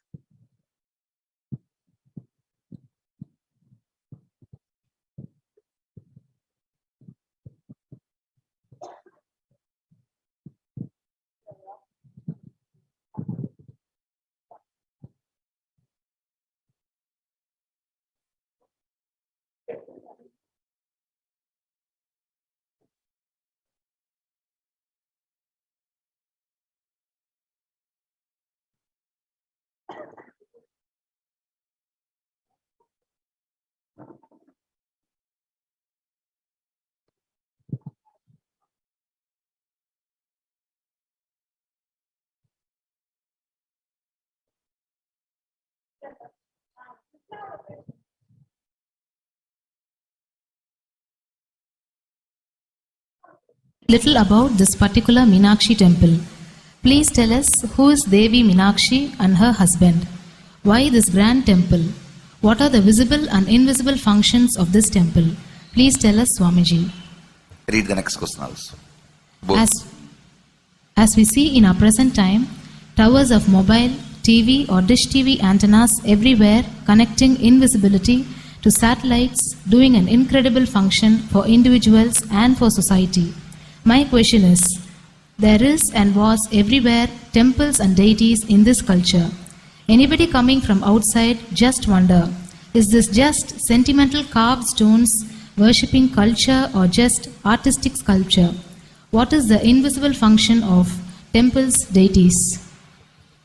See, both questions, same answer. That is the reason I wanted to answer both the questions together. Modern day dish TVs, antennas, mobile towers, all of them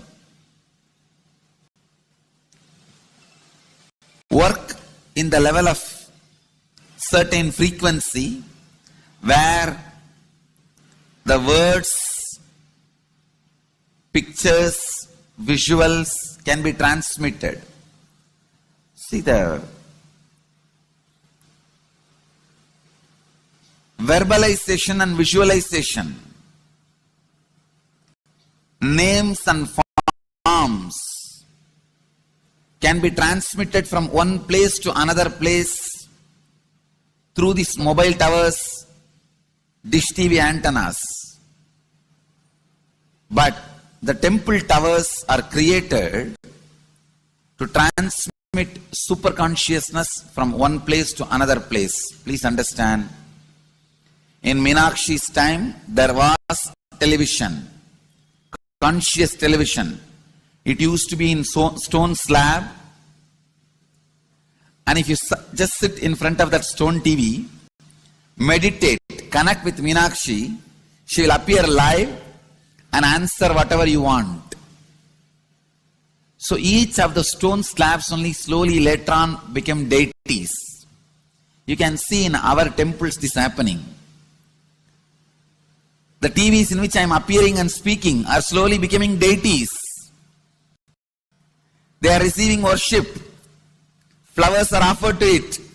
Aarti is done to it. Incense is given to it. Now, all our temples are planning to have a separate throne for this TV. In Los Angeles, already I am on the throne. The TV is in the throne. The TV, in which people are seeing me, have already become deity.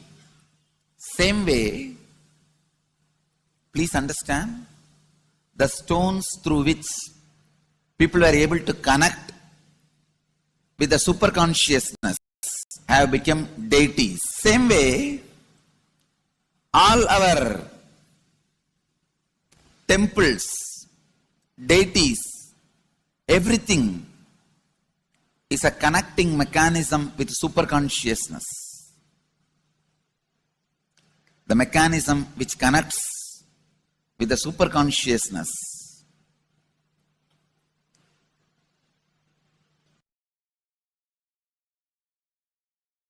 please understand, the deities and temples are not just sentimental carved stones, or they are not just artistic sculptures, they are conscious transmitters. They raise you to the super consciousness. In each house in Vedic tradition, we have a puja room. All the puja rooms are your private conscious airport, are conscious transmission centers. The main temple is the place from where continuous super consciousness is radiating. So if you just sit and connect with a deep feeling connection. See, in those days, human beings were so beautiful and simple. Just remembering the name of the deity is enough. They are already in connection with the deity. That feeling connection. When I read Patanjali's Yoga Sutra, it says, sit in Siddhasana and be in Samadhi. That's all. So the human beings were so simple in those days. Just if you sit in Siddhasana, you are already in Samadhi. If you sit, your mind sits. Now, if you sit, your mind shits.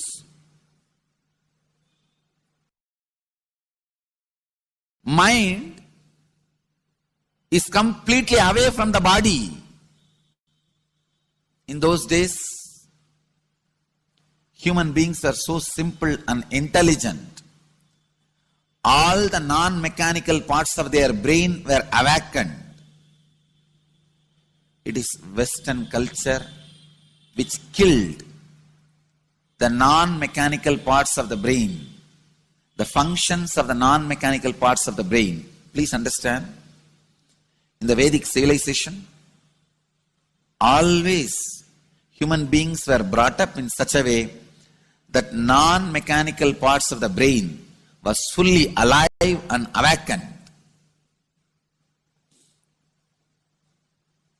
It is a cultural invasion, destroyed the greatest possibility of the human being when the non-mechanical parts of the brain is not functioning anymore. The temples, deities, all these are looking useless.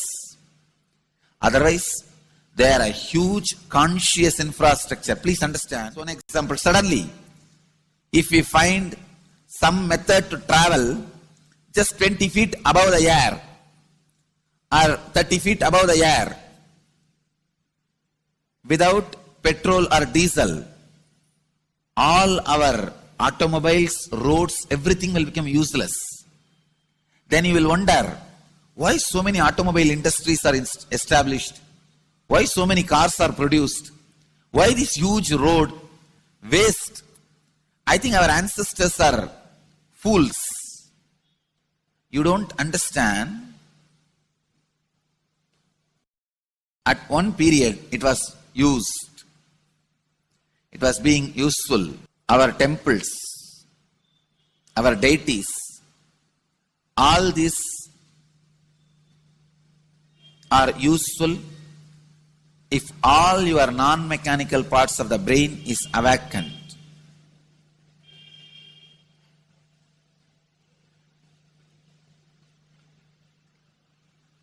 Unclutching is the process to awaken your non-mechanical parts of the brain. When your non-mechanical parts of the brain is awakened, you will understand temples, deities, how useful they are, how directly useful they are, how they are part of our life, how they enrich our life, and how they make human beings intelligent, enlightened. These are the methods created to create enlightened civilization.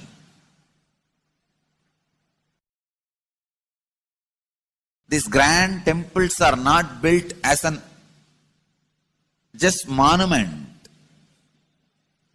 They are built as a conscious movement. It is not like Egyptian pyramids, monuments. No.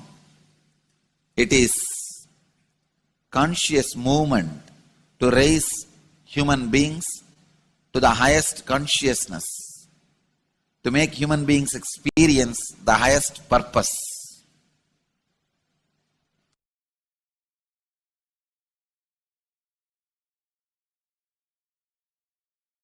Understand, unclutch, use the temples to achieve the highest consciousness.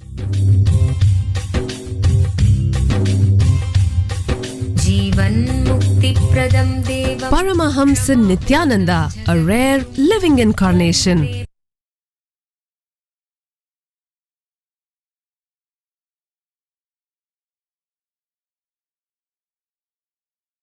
Now, let us listen from the Supreme Pontiff of Hinduism that deities hold energy which lands when doing the Prana Pratishta, the consecration of the deities.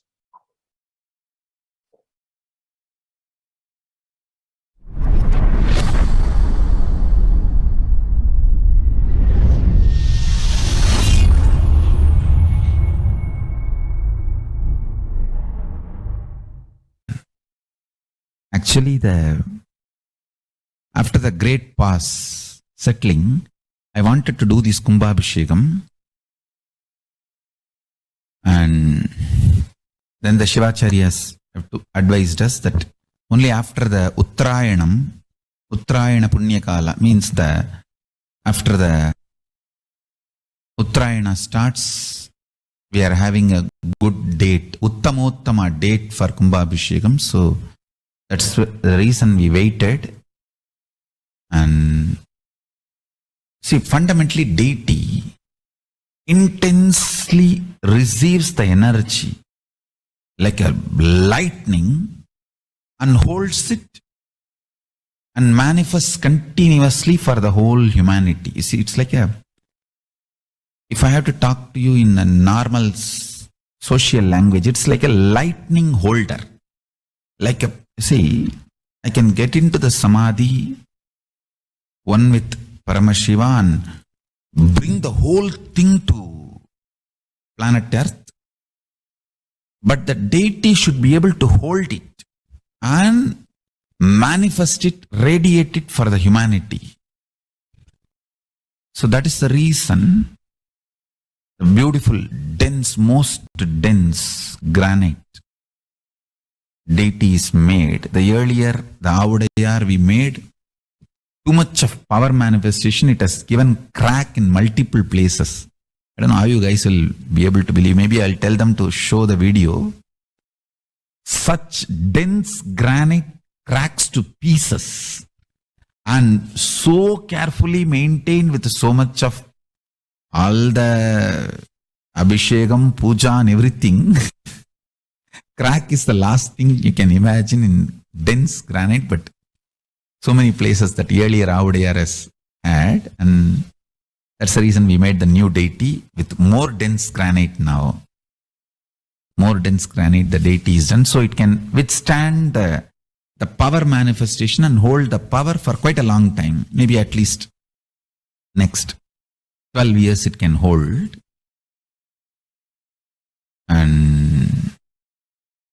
before that I'm planning for the different level of granite for Avudayar. I wanted to teleport from the other planets where the 100 times more dense than planet Earth's granite is available. And anyhow, all that I'll do it and then show, and instead of giving material for trolls, I'll give information after everything is achieved, after everything is done.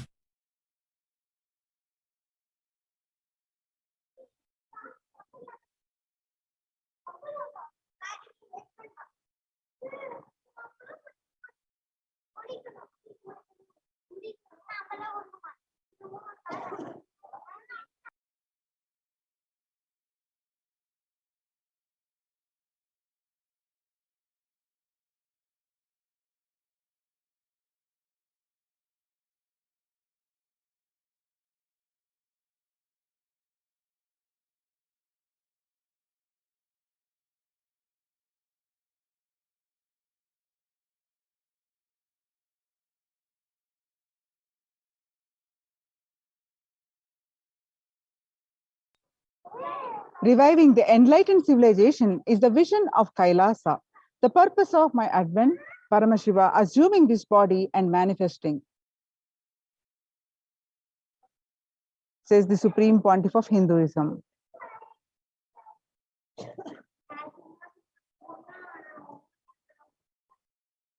The Kailasa is basically an enlightened civilization where everything happens based on the ultimate cosmic principle and ultimate possibilities and powerfulness. You want to know about the universe, just they will show you the universe and teach you. And you want to know about the cosmos, they will just show you the cosmos and simple, straightforward. And in Sanatana Hindu Dharma, we had at least 10,000 sampradayas, religions, spiritual traditions, keeping this enlightenment science alive. And each Hindu sampradaya is a spiritual ecosystem created for keeping enlightenment science alive.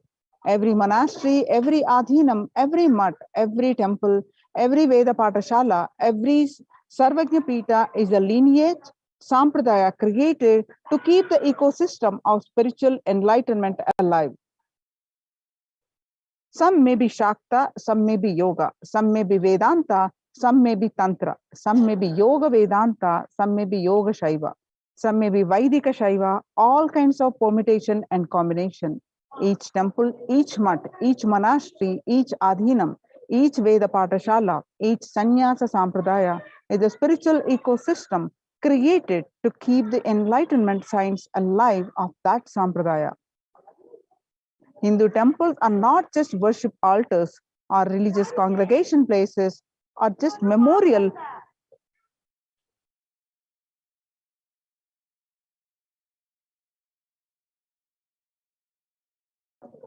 Hindu temples are not just worship altars or religious congregation place or just memorial for certain legendary person or incident. Hindu temples are residences of God.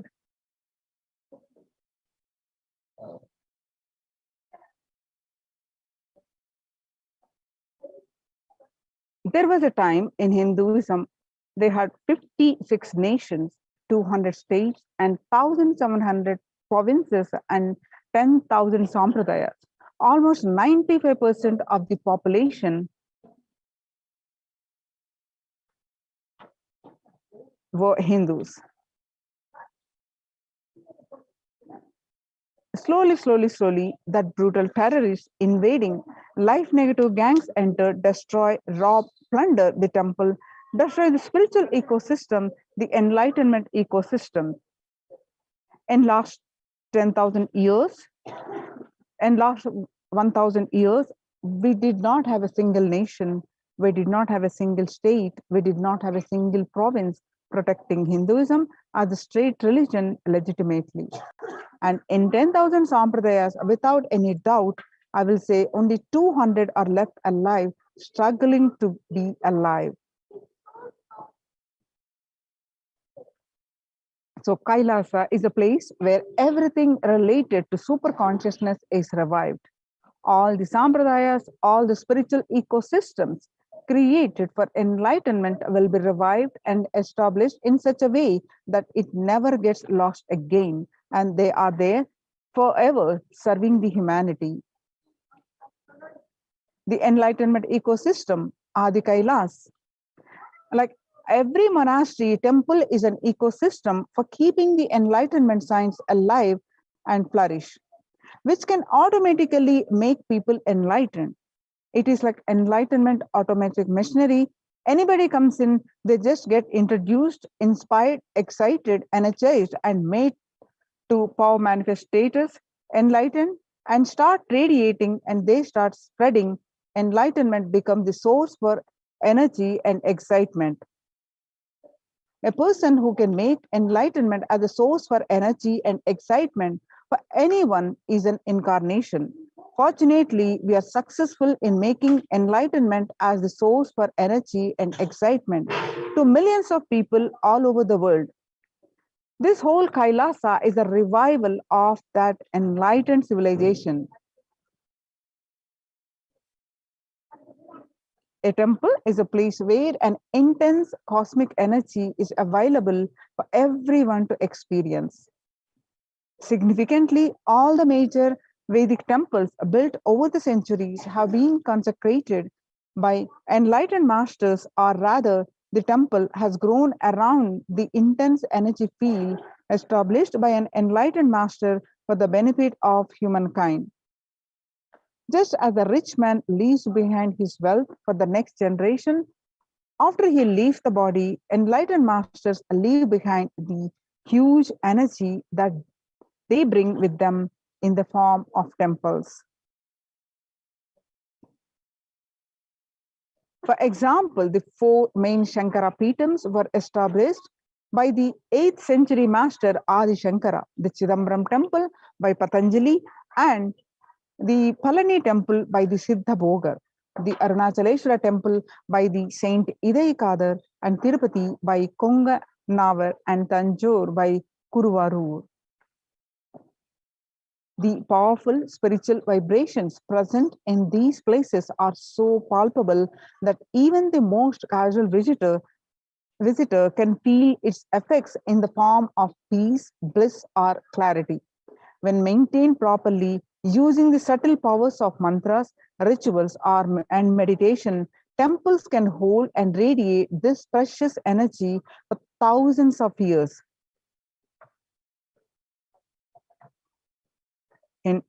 Temples are designed as energy centers, energized by the great enlightened masters to radiate, and the enlightened masters present even when they leave their body.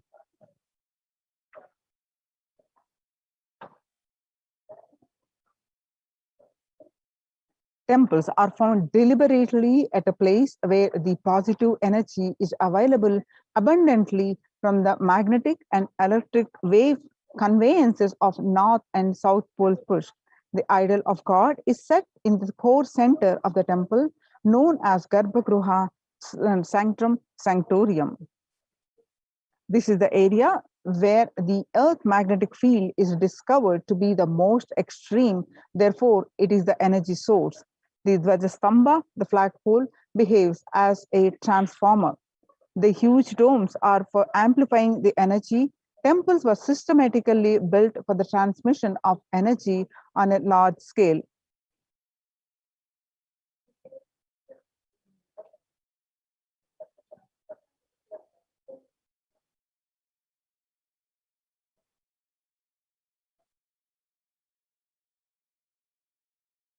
So, by establishing temples across the world, the Supreme Pontiff of Hinduism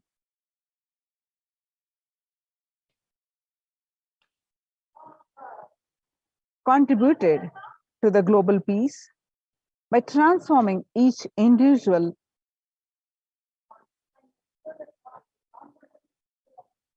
by establishing these temple ecosystems.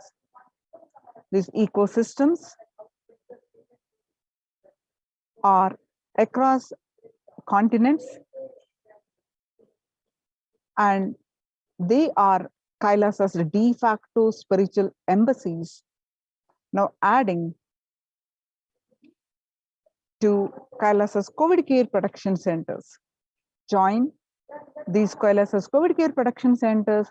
Register now through the link below, https://kailasa.org/Kailasa care. Now we'll move on to the next segment of this program after a short break.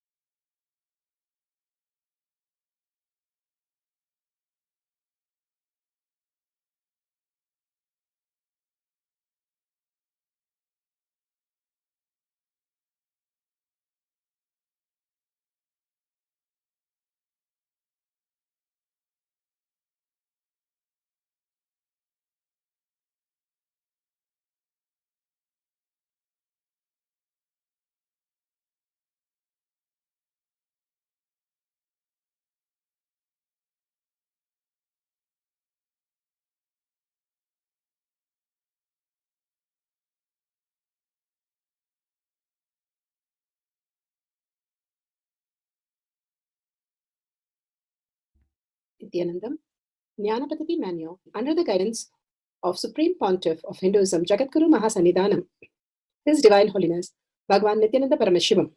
Let's start with the Sadguru Vandanam. Nithyanandam Paramasukhanam Kevalam Jnanamurtim. It is powerlessness. When it happens in you, out of your free will and consciousness, it is powerfulness. That's all. When you fall into sleep, it is powerlessness. When you enter into sleep, it is powerfulness. When you fall into dream, it is powerlessness. When you decide to dream, it is powerfulness. So I have added the ultimate powerfulness, Turiyatita, in your whole being and doing. Manifest all the powers. Understand, power manifestation is nothing but cognitive shift. It is not work.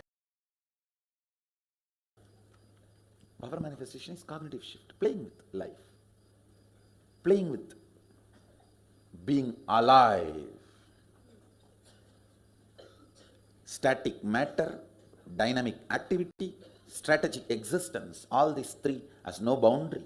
You are one with it. You are alive in everything. Everything listens to you. Everything decides as you want. Power manifestation is cognitive shift, raising your frequency, not work.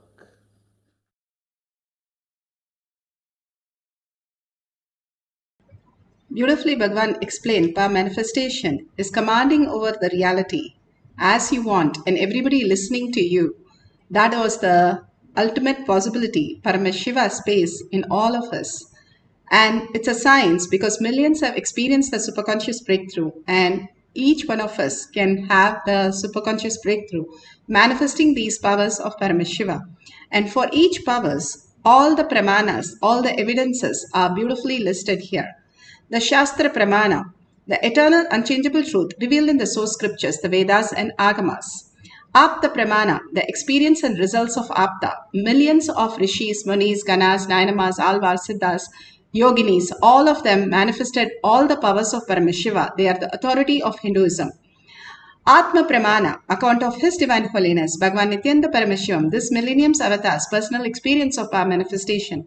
Bhagwan plays all the leelas of all the power manifestation, having the cognitive shift, manifesting the superconscious space is the leela that Bhagwan plays. For us to understand, a human can have a superconscious breakthrough and manifest all the powers of Paramashiva.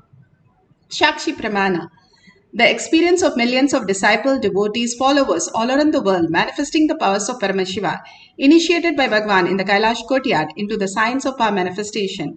Bhagwan says, I myself will be more present than you, manifesting all the powers of Paramashiva in the Kailasa courtyard.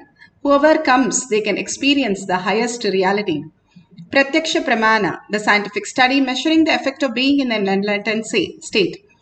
Bhagwan beautifully says, not just the thoughtless space, also the powers are scientifically measured and clearly documented that how the power manifestation is scientific and foolproof and time-tested. Let's go to the Shastra Pramana for the breath dimension. Shastra Pramana for the breath dimension is from the Shiva Sutra, Sutra 1.19. Shakti Sandhane Sariro Patihi. Bhagwan Paramashiva says, by aiming and fixing the self on Shakti, uniting in oneness with the supreme power, the embodiment of that which is cognized and willed, at once, manifest at once, the length, breadth, depth, time and space. Bhagwan Paramashiva clearly says 4 steps. 1, by aiming and fixing the self on Shakti. 2, the oneness with Paramashiva, the bhava that you are. The embodiment of that is cognized when it has become a cognition. And when it has become cognition, when you have the will persistence, when you know it is going to happen. How you prepare in the outer world, exams or anything, that you know it is going to happen. And you know very clearly that you are preparing for that and you are going to achieve it. And when that has become cognition in you that you are going to score the excellent mark, you manifest that as reality. Here in the inner world also, when you are will persistent that you are walking Paramashiva, talking Paramashiva, drinking Paramashiva, discussing Paramashiva, you are Paramashiva. You are not just the identity that you carry as human, but you are the divine Paramashiva who is carrying the identity also as a state of awareness. Bhagavan beautifully says, when you wake up from your deep sleep, you get into the dream enlightenment. And from there, you wake up to the waking state, you have the waking enlightenment. And from waking enlightenment, you have the awakened enlightenment. And finally, the Turyatita, when the master initiates the living enlightenment. All these greater signs, Bhagavan clearly explains so that we understand the higher reality. When Arjuna asked Krishna, who's that is so devoted to you? And Krishna beautifully says, come with me. And he takes to a kingdom where there was a king and the mother and the son. And they receive Krishna and Arjuna and do all the requirement for them and please them, offering the food and offering everything. And then suddenly, Arjuna was thinking, what is their big devotion in doing all these things? Suddenly Krishna changes and he says, okay, now the father should get a sword and the mother should hold the child, and the mother should hold the child such that the child should not cry, and the father should cut me and give me the right half to me. So hearing that, Arjuna was startled and he didn't know anything to say. Why is Krishna behaving like this? He is the most compassionate person. He's saying something very different from what he has known Krishna for so many years. And he just like totally startled. The father runs to get a sword. The mother prepares the kid and makes him sit on the lap. And once he was about to cut the child's left eye started pouring water. Krishna said, stop now. Why is the child crying? I told very clearly, the child should not cry. There should be no emotion in the child. Then the Krishna asked, what happened to you? The child beautifully says that, Krishna, what a mistake have I done? My left side has done a mistake, that you want only my right side. I have been only getting up as Krishna, eating as Krishna, doing all my chores as Krishna Arpana. Whatever I do, I offer to your lotus feet. Where did I go wrong? Please explain. My left side feels left out. And hearing this, Arjuna's eyes started watering and feeling, oh my God, he is not even scared that a father is going to kill him, nor run away, nor fear of anything. But he says, why is Krishna not ready to take my left side? And simply he understood what is Jnana Vairagya Bhakti. The Gopikas, the Radha, had this beautiful space for Krishna. The Jnana, the understanding that Paramashiva is the ultimate, and Vairagya, the will persistence that each one of us is Paramashiva, and Bhakti, from there the devotion happens that you are in the oneness with Paramashiva, manifesting Paramashiva as your reality. Understanding these core context and not just a fantasy, not much more deeper reality, that how the existential reality lives in you and manifests so many things, recognizing that in you and understanding that and having the will to recognize much more deeper rather than all this identity that we carry in the outer world at a materialistic world is the most beautiful space. Then Bhagavan says, you manifest as once all the dimensions, length, breadth, depth, time and space. Length is the material dimension. Breadth is more liquid, making us understand when you overflow with the length, you go into the breadth dimension, that you understand that this is fulfilling. But when you have the breadth fulfill, then you go into the cognition. The depth dimension fulfills you. And then when you are enriched and cognize that Paramashiva is the ultimate, you overflow into the space dimension, breaking the time dimension. Bhagavan says the space is a collision, time dimension is a collision between the time, length, breadth, depth and the space. The dust form is the time.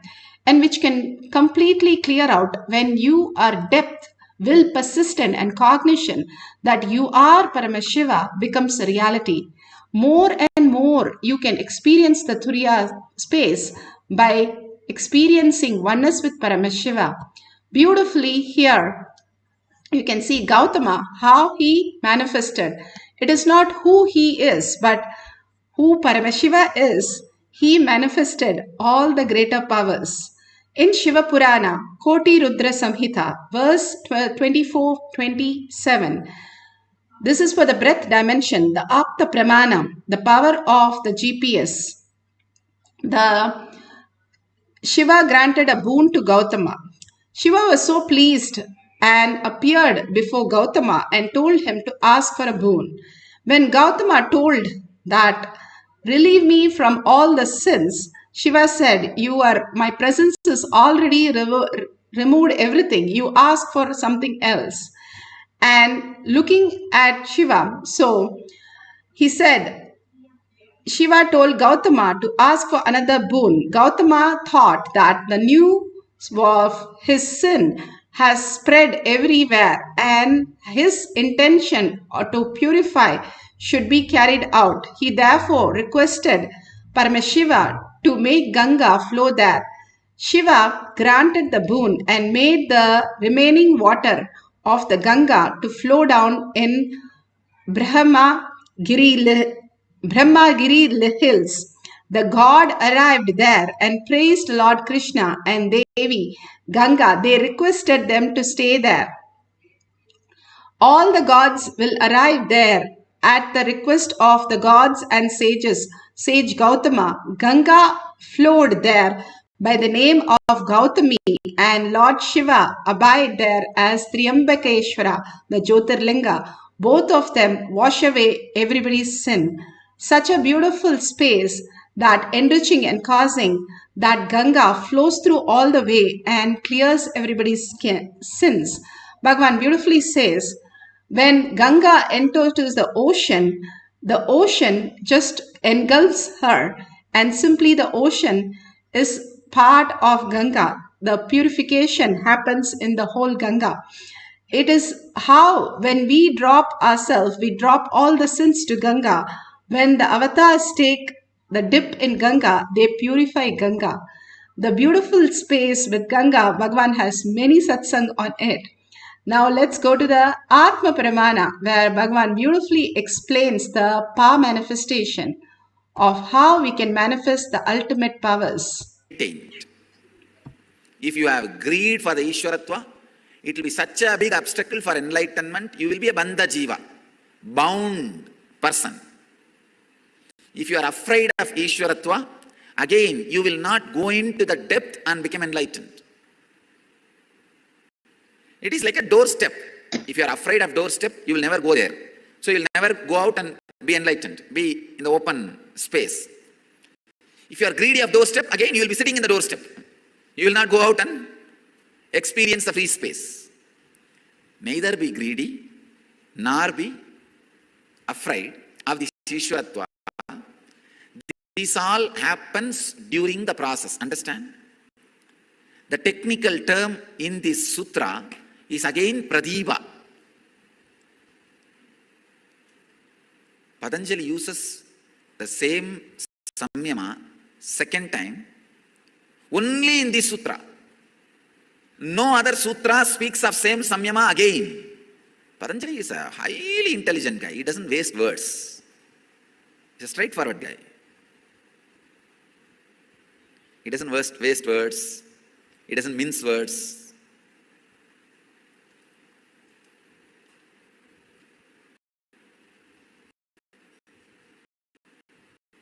Sacred secret in the sutra is use Pradipa to awaken the extraordinary powers like able to see anything you want anywhere, able to smell anything you want anywhere, happened at any time and space.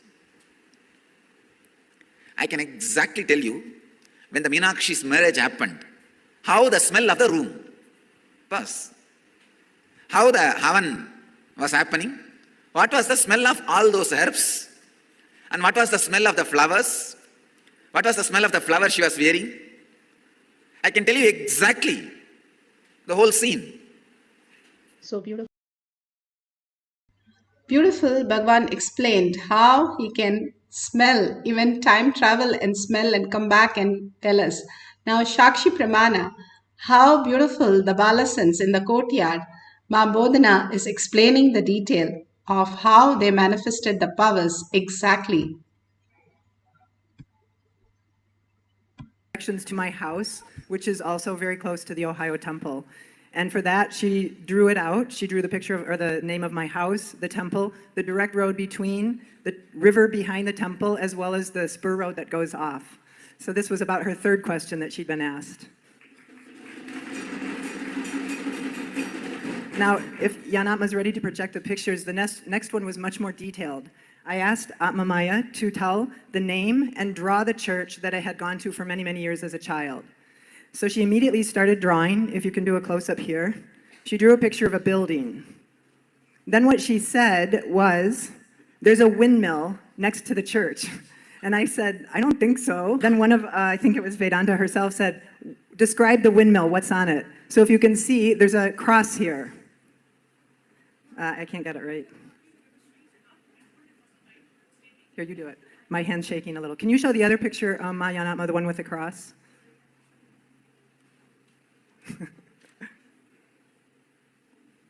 So show the other picture. So this was the picture of the cross. So she called this a windmill. And then later she kept describing this as the plus sign next to the church. So this is what she saw. Now, see the name, and you can see on the paper that she wrote two names for the church, either Jasmine or Rose. And so you saw from that picture the correct name of the church is St. Rose Catholic Church. And third, to compare the actual photograph of the church with the drawing that she wrote.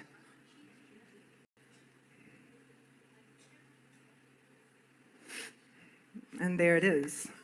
So we are so happy and excited to be entangling in part of this process. Thank you so much, Swamiji, Atma Maya. You can see how beautifully the Balasans manifested the powers of Paramashiva. Now, all of us can draw the GPS, the direction, from one unknown point to another just through the power of third eye. The 2 points being something which you have no idea, you have never traveled. You can ask your friend for some things that they want direction, you can draw that, or you can take 2 places and draw the directions and then Google and find out the details. Also, find the things on the path.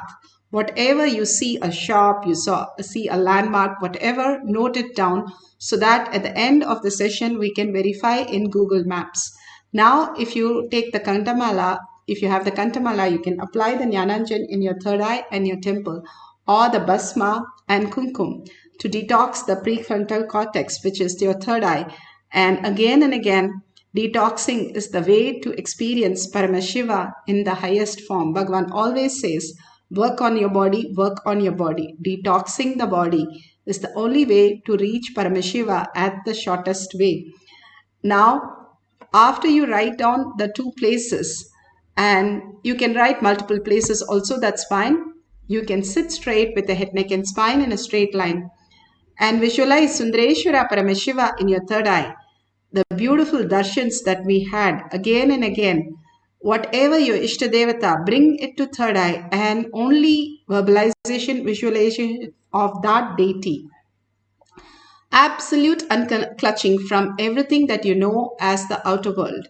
It is not so and so having Paramashiva as identity. It is Paramashiva and the identity completely dissolving into Paramashiva. Who you are, what you are, whoever you're living, whatever job you're doing, everything surrendered to Bhagavan's lotus feet. Whatever knowledge from the outer world you have, surrender to Bhagavan's lotus feet, like how in the deep sleep you have no identity except the karna sarira, just the Paramashiva exists there. Same way, drop everything that you know, and who you are is the complete completion, absolute unclutched in a beautiful space of oneness, with Paramashiva. That is the Tyaga that Bhagavan talks about again and again for us to manifest the powers. The Shaktipada, Shaktinipada, having the Bhava of Paramashiva as our reality. Entangling with Bhagavan, chanting the Mahavakya from the navel center. The mantras are the frequency raisers, which raises your frequency. Bhagavan said, power manifestation is all about raising your frequency. That happens when you chant the mantra with the deep listening. When you chant the mantra, if you see all the god and goddesses, they all have the beads. They all talk about the ajaba jaba in all the religion. It's so important to raise your frequency by chanting the mantra. Mantra are the pure forms of sound. When you chant it again and again, you become so auspiciousness and abundance that it has to flow through you. And the easiest method, Valmiki Ramayana. Valmiki was a murderer, but after Narada initiated him to Mara, not even Rama, he gave a blessing that Mahavakya, which is a reverse of Rama. But simply he went and sat until the anthill grew. He just chanted the Mahavakya, whatever Narada Muni Rishi initiated him to. And finally he became the Valmiki, the greatest happening on planet Earth, who wrote the Ramayana, the Itihasa, which happened so beautifully. Now all of us chanting the Mahavakya and raising up frequency by deep listening and holding the bhava. Sit as you are literally seeing the mirror of you, Sundareshwara, in your screen, and sit with 25 heads and 75 eyes and 50 hands, so alive, and just chanting and merging into Bhagavan's lotus feet again and again, experiencing the oneness with Paramashiva. Let as the side effect, whatever appears, do the drawing. Do not bother about the drawing, whether I got it or I don't have it, today is not happening, when will I manifest. Drop every identity. Only our responsibility is to merge into Paramashiva, recognize the Paramashiva space in us. That space in us will manifest whatever it needs at that point. Just us recognizing the Paramashiva space and dropping, losing our identity into Paramashiva's lotus feet. Let's start chanting the Mahavakya to experience the oneness and manifest the powers of breath dimension. Paramashivoham. Om Nithyananda Paramashivoham. Om Nithyananda Paramashivoham. Om Nithyananda Paramashivoham. Om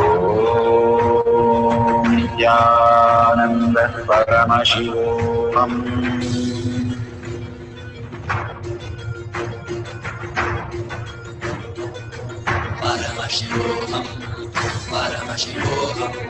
Let Paramashiva's third eye manifest in all our third eyes. Let the Amrita pour, let the Varni open up, manifest in all of us.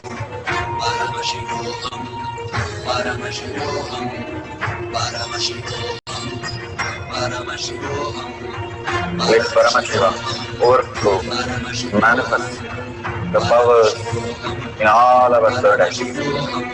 Om Nithyananda Paramashivoham. Om Nithyananda Paramashivoham. Om Nithyananda Paramashivoham. Om Nithyananda Paramashivoham. Om Nithyananda Paramashivoham. Om Nithyananda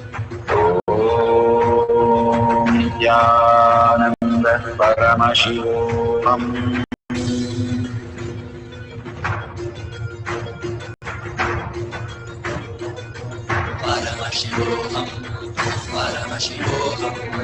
Let Paramashiva's third eye manifest in all our third eyes. Let the Amrita pour, let the Varni open up, manifest in all of us.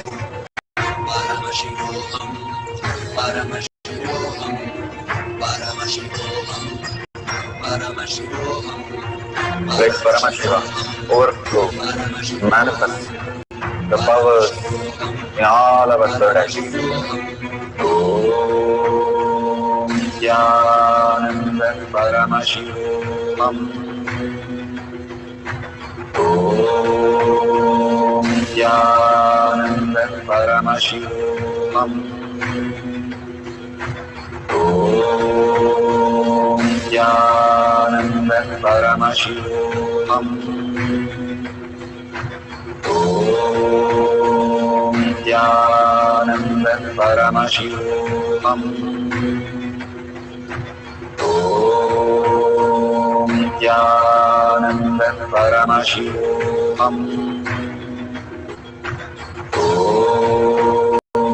Nithyananda Paramashivoham.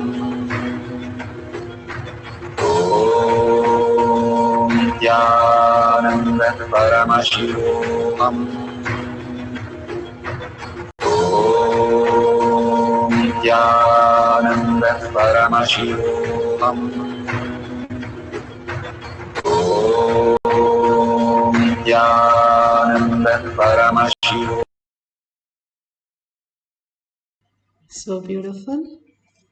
Whatever Paramashiva has shown, now verify with the Google Maps if you got it correct, the directions and the important locations or the landmark details.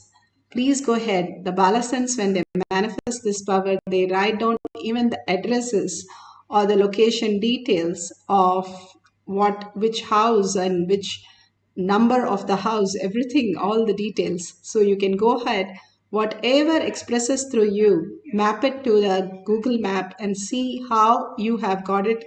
And if you've got it, take a picture of it. At the end of the session, we can share it with the world, how powerful cognition can make you manifest something you have no idea about, no detail about, but simply downloading as Paramashiva as your reality.